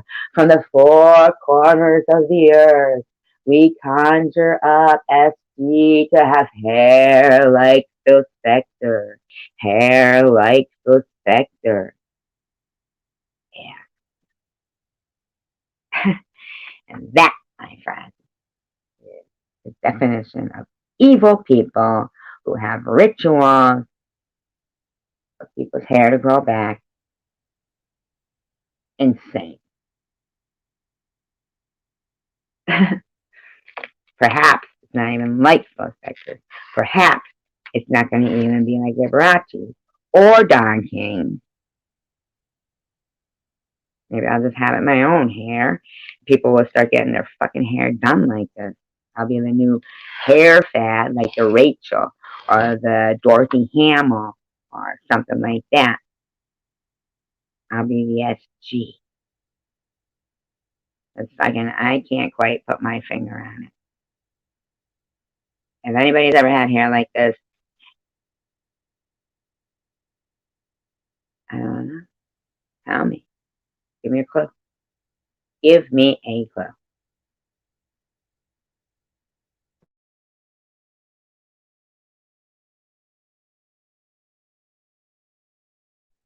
What hair defies gravity? What hair does that? What goes up must come down. When? When? When does it stop? When am I gonna fucking be touching the ceiling with my hair? Stop it. Who's ever heard of this? I'm like a fucking well fertilized lawn. Like a fucking welcome mat. What's going on? It's not even like bad hair. It's nice hair. Yeah, it's nice. It's thick. Very soft.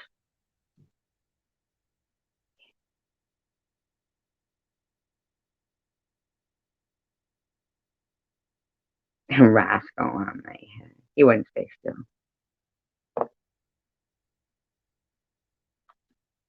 I'm just like so confused. I'm gonna have to fucking make a conscious effort to find something in my hair that's good. Because I'm not getting it. Maybe I'll just start wearing wigs even though I have hair. Not even sure. What if I have cowlicks? What if that's the problem? What if my hair is cowlick? My cousin had 2 cowlicks.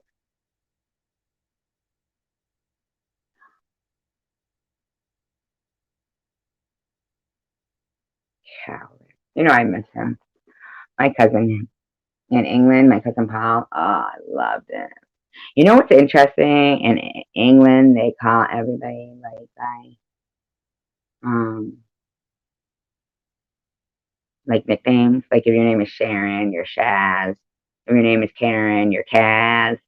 You know, I didn't have a nickname. I was discriminated against. um, no, but my cousin Marky, he was. They called him Sharky. My cousin Gary was Gaz. Our Gaz. Thank you. I'm about. I love you guys. Thank you. I love Rascal. He's alright. Um, my cousin Barbara was Dad, right? Um, and my cousin Paul was Stavros. Our Stabby, our Paul, and I loved him. That's the thing, like that whole phrase, what is it? You don't miss what you never had. Sometimes, sometimes. No, I wasn't. I was Yank. No, our Trace. Our Trey. Trey. I guess I was Trey. Because my cousin Tracy, who was a boy, was Trey. I was Trey. But not really. Our Tracy. Yeah, that was me. Our Tracy. Our Trace. Yeah, don't know. Don't know what I was, but um man, everything was just so like I can remember every day almost, like really clear, but it wasn't like real eventful, but it was just so like I loved Market Day. I loved, loved Market Day. Even the night before Market Day, when they would be setting up, the tables and stuff. And that seafood was so fucking the prawns. And I'd walk home with my bag of prawns. No, I've never driven over there, Tara. But like I'd get my bag of prawns and I'd walk home and you first pull the head off and then like peel the body off and eat it. And my cousin would say he'd be able to find wherever I went on market day by following the trail of prawns. And he'd follow the trail of prawns all the way to our front door. By following. Do you know, like recently, they come out with, oh, it's a new discovery that, the plankton and stuff, they glow. The brine and the shrimp, it glows in the dark water. It's like, that's no fucking new discovery. That's no new discovery. If I'd have known that they didn't know that, then in 1984, right? In 1984, it was market day. And that day, I had a bag of shrimp. Okay? And I threw it in my garbage. What a horrible thing to do, too. To throw a fucking plastic bag into your garbage bag that hangs on the back of your door, your bedroom door, with shrimp in it. That shit, right? In front of me. But anyway, so I had put it in there. I was 16 or whatever. And that night I went out with my cousin Bob and my auntie Maggie, and we went to this place and fucking the Griffin. And after a certain time, like even on Friday night, the pubs would close at like 10 or 11. And at that point, then they would pull down these things on the front windows, turn off all the lights in the front room, and keep the pub open. They had inner rooms where and nothing changed other than the outer rooms got closed and the lights off. But the inner rooms were still open. And you would leave through the back door into the, in the alley. Okay? Now, what possessed me to decide to try acid? I don't know. I believe my cousin Bob, who was like my age, I think he was maybe 15. Whatever. I loved him. Whatever. My auntie Maggie, she's one. So it was this paper acid with the Pink Panther on it. So I'm there, we take it. Obviously, they knew how to take it, and I never had. So I start feeling really like what is it? Like when it's closed in, right? So I got to get out of there. I keep saying to my cousin Pop, I got to get out of here. I got to get out of here. I got to get out of here. Right? And it's too closed in. What is it called? You know the words. When it's like the room's too closed in. It wasn't like there was a lot of people there, but I was tripping. So I needed air. I can remember the face on my cousin Bob. You all right? I'm like, no. Gotta get out of here. I gotta get out of here. So he gets the, bartender, the pub owner, or whatever, and they're like, all right, love. So they open up the back door and let me out. Which is like, these fuckers are letting me out. I'm 16, walking home alone in fucking this small little town in England. That's how safe it was. England was safe. I mean, yeah, it had its share of killers and stuff. In fact, around that time in 1984, there was starting to, the Yorkshire Ripper was coming into play in 1984. Thank God I never came across, he was a little further away, but not much. He was still the north of England, the Yorkshire Ripper, but he was starting to, his crime spree at that time. So thankfully, but anyhow, so I get out there and I remember it was raining, a light rain, but it was raining probably about midnight. And he says, put your lid on. Right? Put your lid on. And I'm like, what? He goes, put your lid on, love. I'm still like, what? And he goes, your hood on the jacket, it's raining. And oh. And I never forgot about that. Put your lid on. That cracks me up. Put your lid on. Like I was a jar. But, so anyway, I put my lid on and I'm walking and my peripheral, so it's cobblestone street, foggy as hell, light rain, and my heels are echoing. Okay.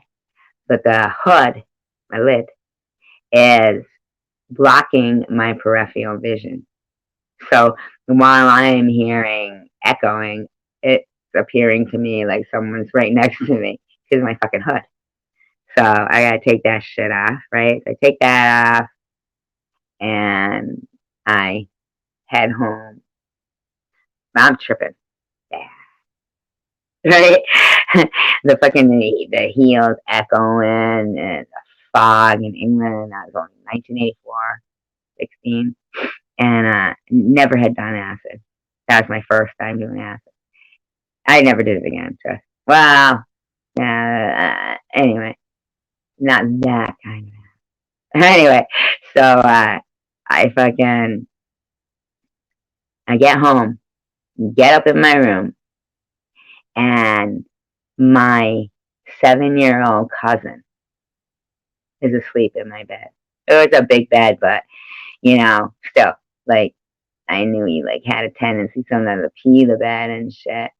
I was like, what the fuck, right? He didn't live there, but they must have fucking, no, I had never tripped at that point, but I did do window pane acid when I was 19, and so that's another story.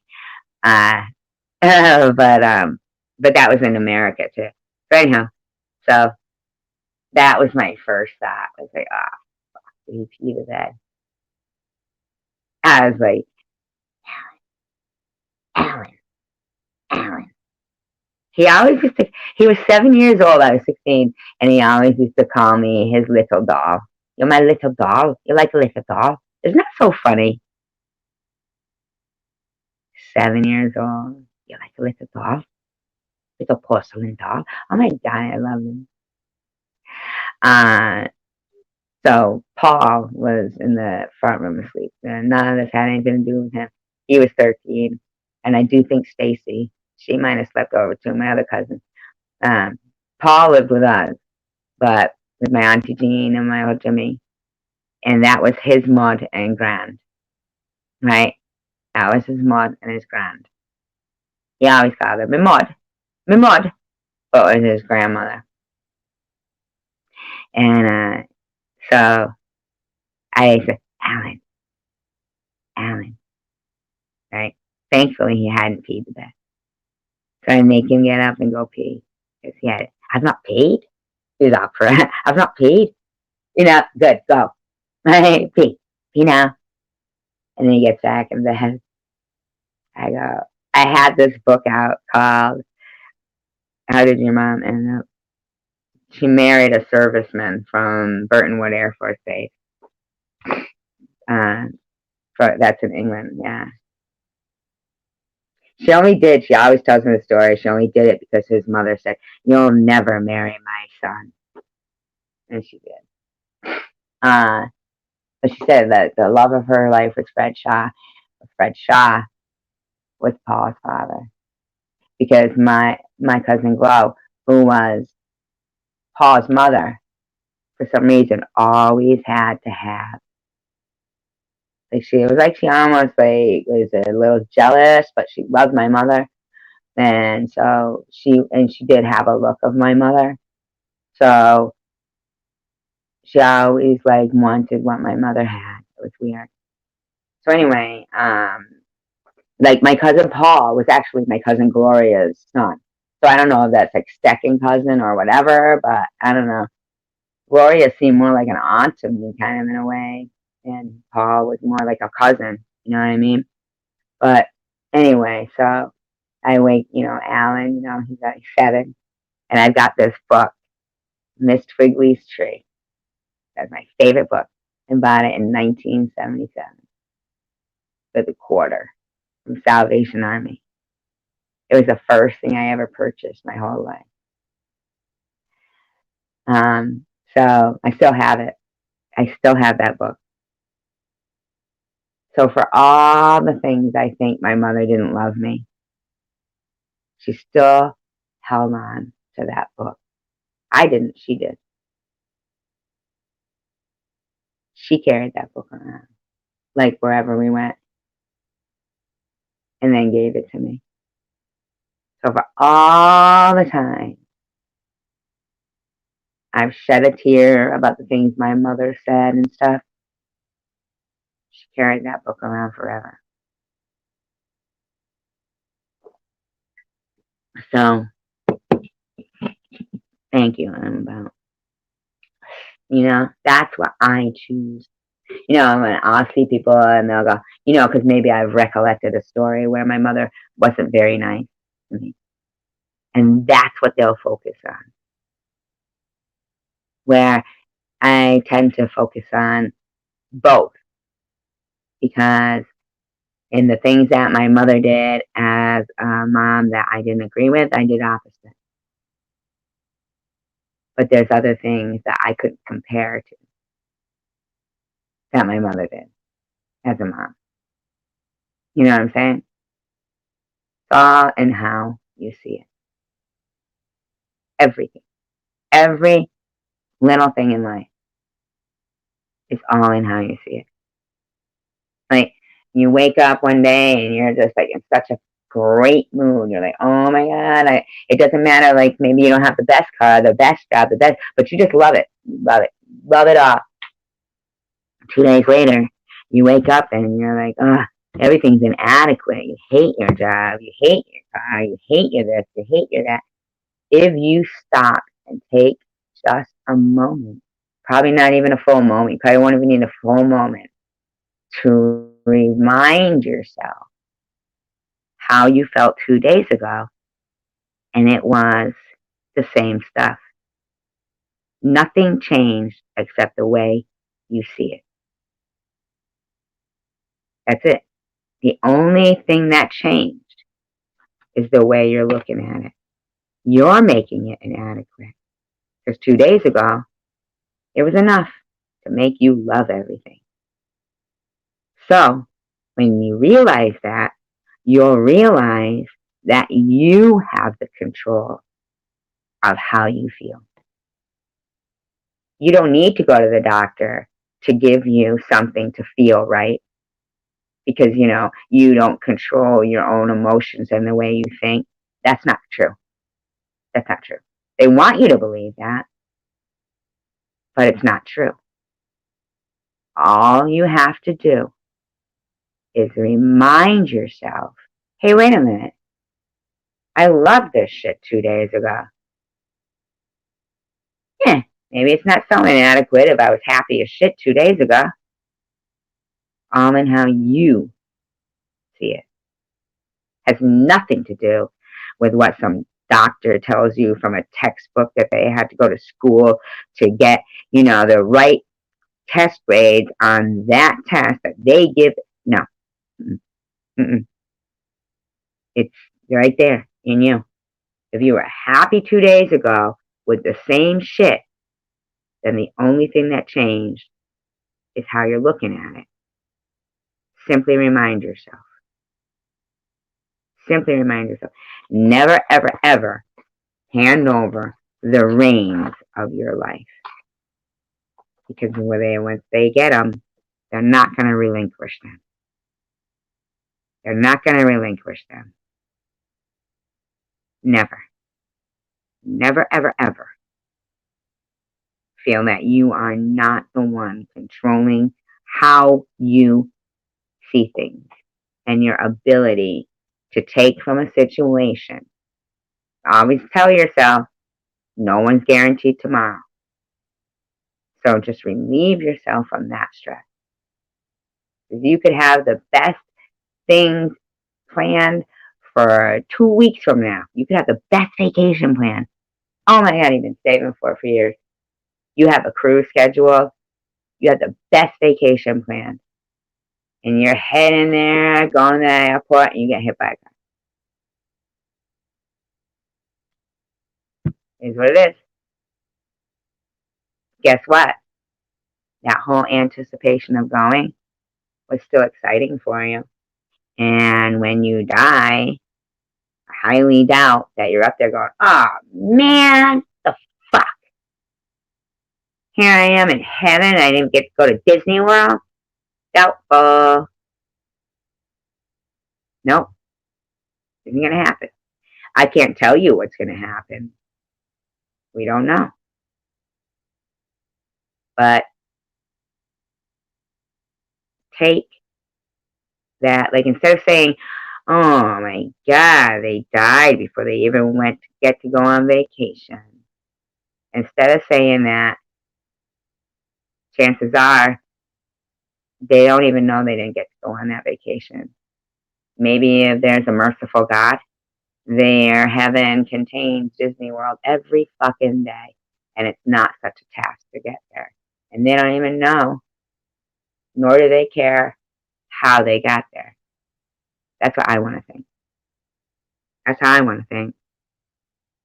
I don't want to think that a poach, or an activist that wants to save elephants threw themselves in front of a poacher and took the bullet for that elephant. I don't want to think that their heaven contains, if there's a heaven, because it's on how I see it. So this is how I see it. In their heaven, I refuse to believe that God would let this person that threw themselves in front of a bullet to kill this elephant would be like, oh, sorry, dude, but I don't know for sure, right? I am about. Love you too. And I respect your honesty. So all day long, when you think, instead of telling people I'm a drunk, say I'm honest. No more are you a drunk. You're honest. Anybody can be a drunk. Very few people can be honest. So from now on, you're honest.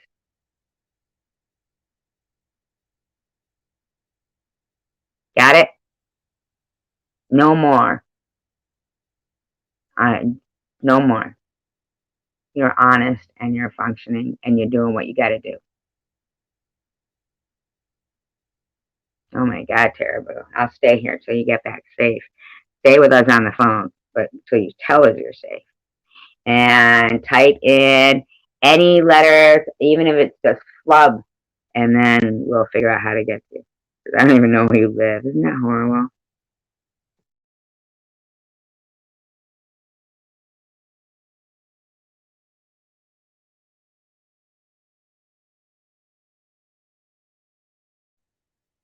You know what I like, Terrible? I'll tell you. As recently, somebody I made a video where, in their eyes, you and I should have, our friendship should have been done. They weren't like putting you down, but they brought up a for instance where you didn't look at it like they did and you're still here consistently. And I like that about you because not even that, it's like that you're still here, but you're still my friend.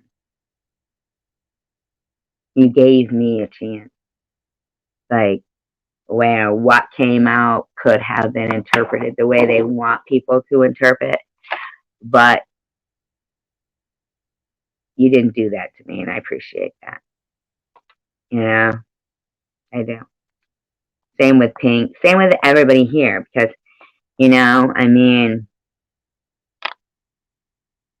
I don't know if they realize this, but I know that there's a hell of a lot less pure, kind, genuine people than there is evil people, than there is people who are too weak to not follow the crowd.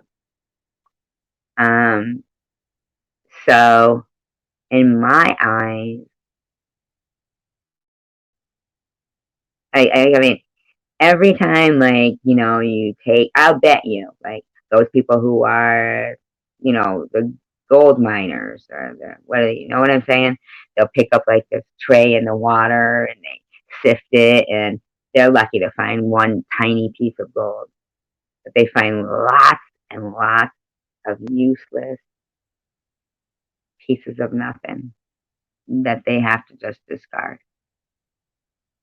They even throw them to the side of where they've last sifted so they don't have to sift through them again. It's like, oh, God, there's so many of this. You can't deal with it again. We're going to get rid of you now. That's much like the people in in life, I guess. Right? You're going to pull up a whole pan of that, debris from the bottom of where there could be possible gold. You're going to shake through it, and you're lucky if you find one little piece. That's what we are here. We're what, you could find an abundance of on the outside of the debris. We are what, at the end of the day, the people, who really appreciate that they don't go, oh, it's just one little fleck of gold. They realize that, yes, in a pile of 10 pounds of debris, and that's how I see you guys. And I see every day of my life as somebody who's looking for just one little fleck of gold. Oh, that's the way it is. I hope you guys see me the same way. Pink, do you want to jump up here so that, like, you and I, can converse and then whenever, but that's something like you'd be interested in doing?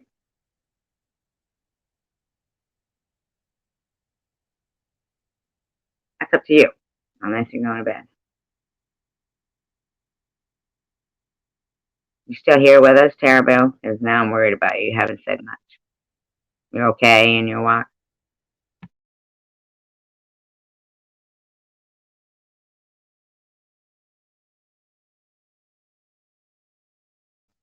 I'm only gonna wait like a little bit more, but then, all right.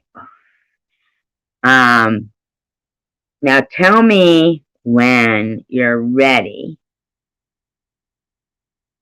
and then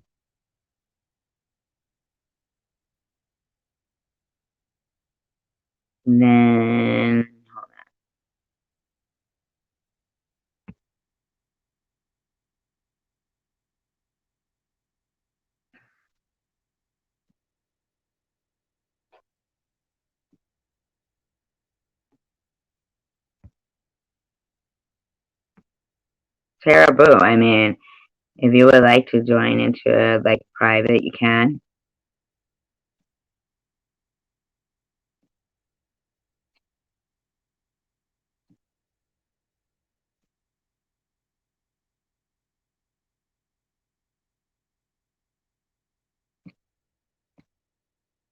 Okay, hold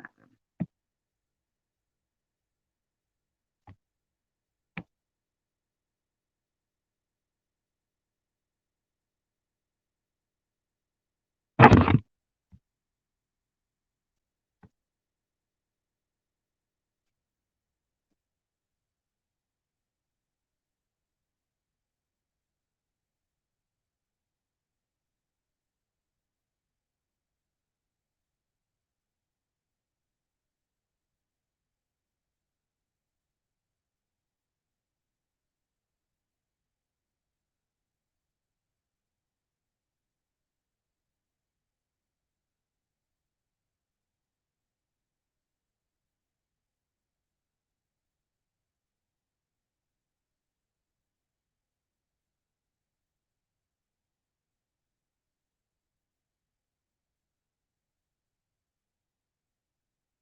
Are you still here? Hi. Good night, Tara. Alright. Alright. Pink. I'm gonna drop it at a place where it's the live stream where a lot of shit went down. Okay? You got that?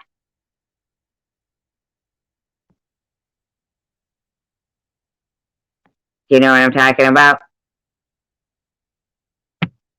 Pink. Do you know what I'm talking about?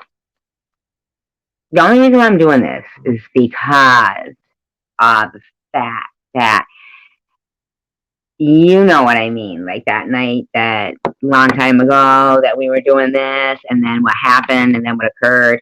Do you know what I'm talking about, Pink?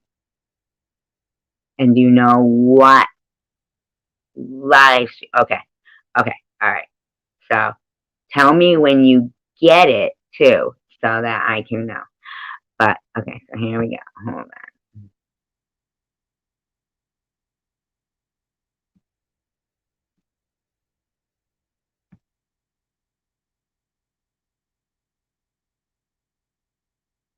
But I am. But you are what I'm about.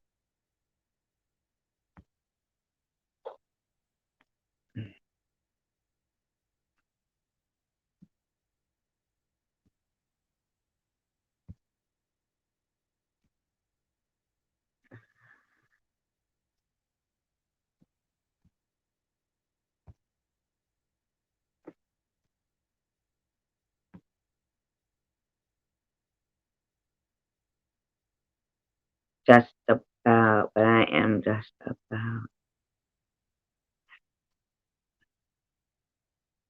All right. So tell me when, and then anyway, you guys. I appreciate everybody. I appreciate you guys so much. You are all warrior empaths, and really like embrace your history, and I mean your personal history. Don't worry about tomorrow because it isn't guaranteed. No, sir, really? You can, can't you know?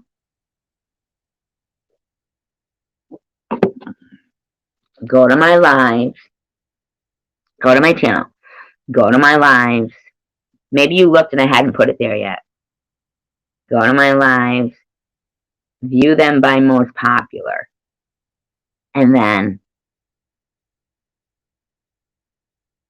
or view all of it by most popular, maybe, whatever. And then you'll see the one, if you know what one I'm talking about. I think you do. I only just did it. Maybe you hadn't seen it there before. That could be it.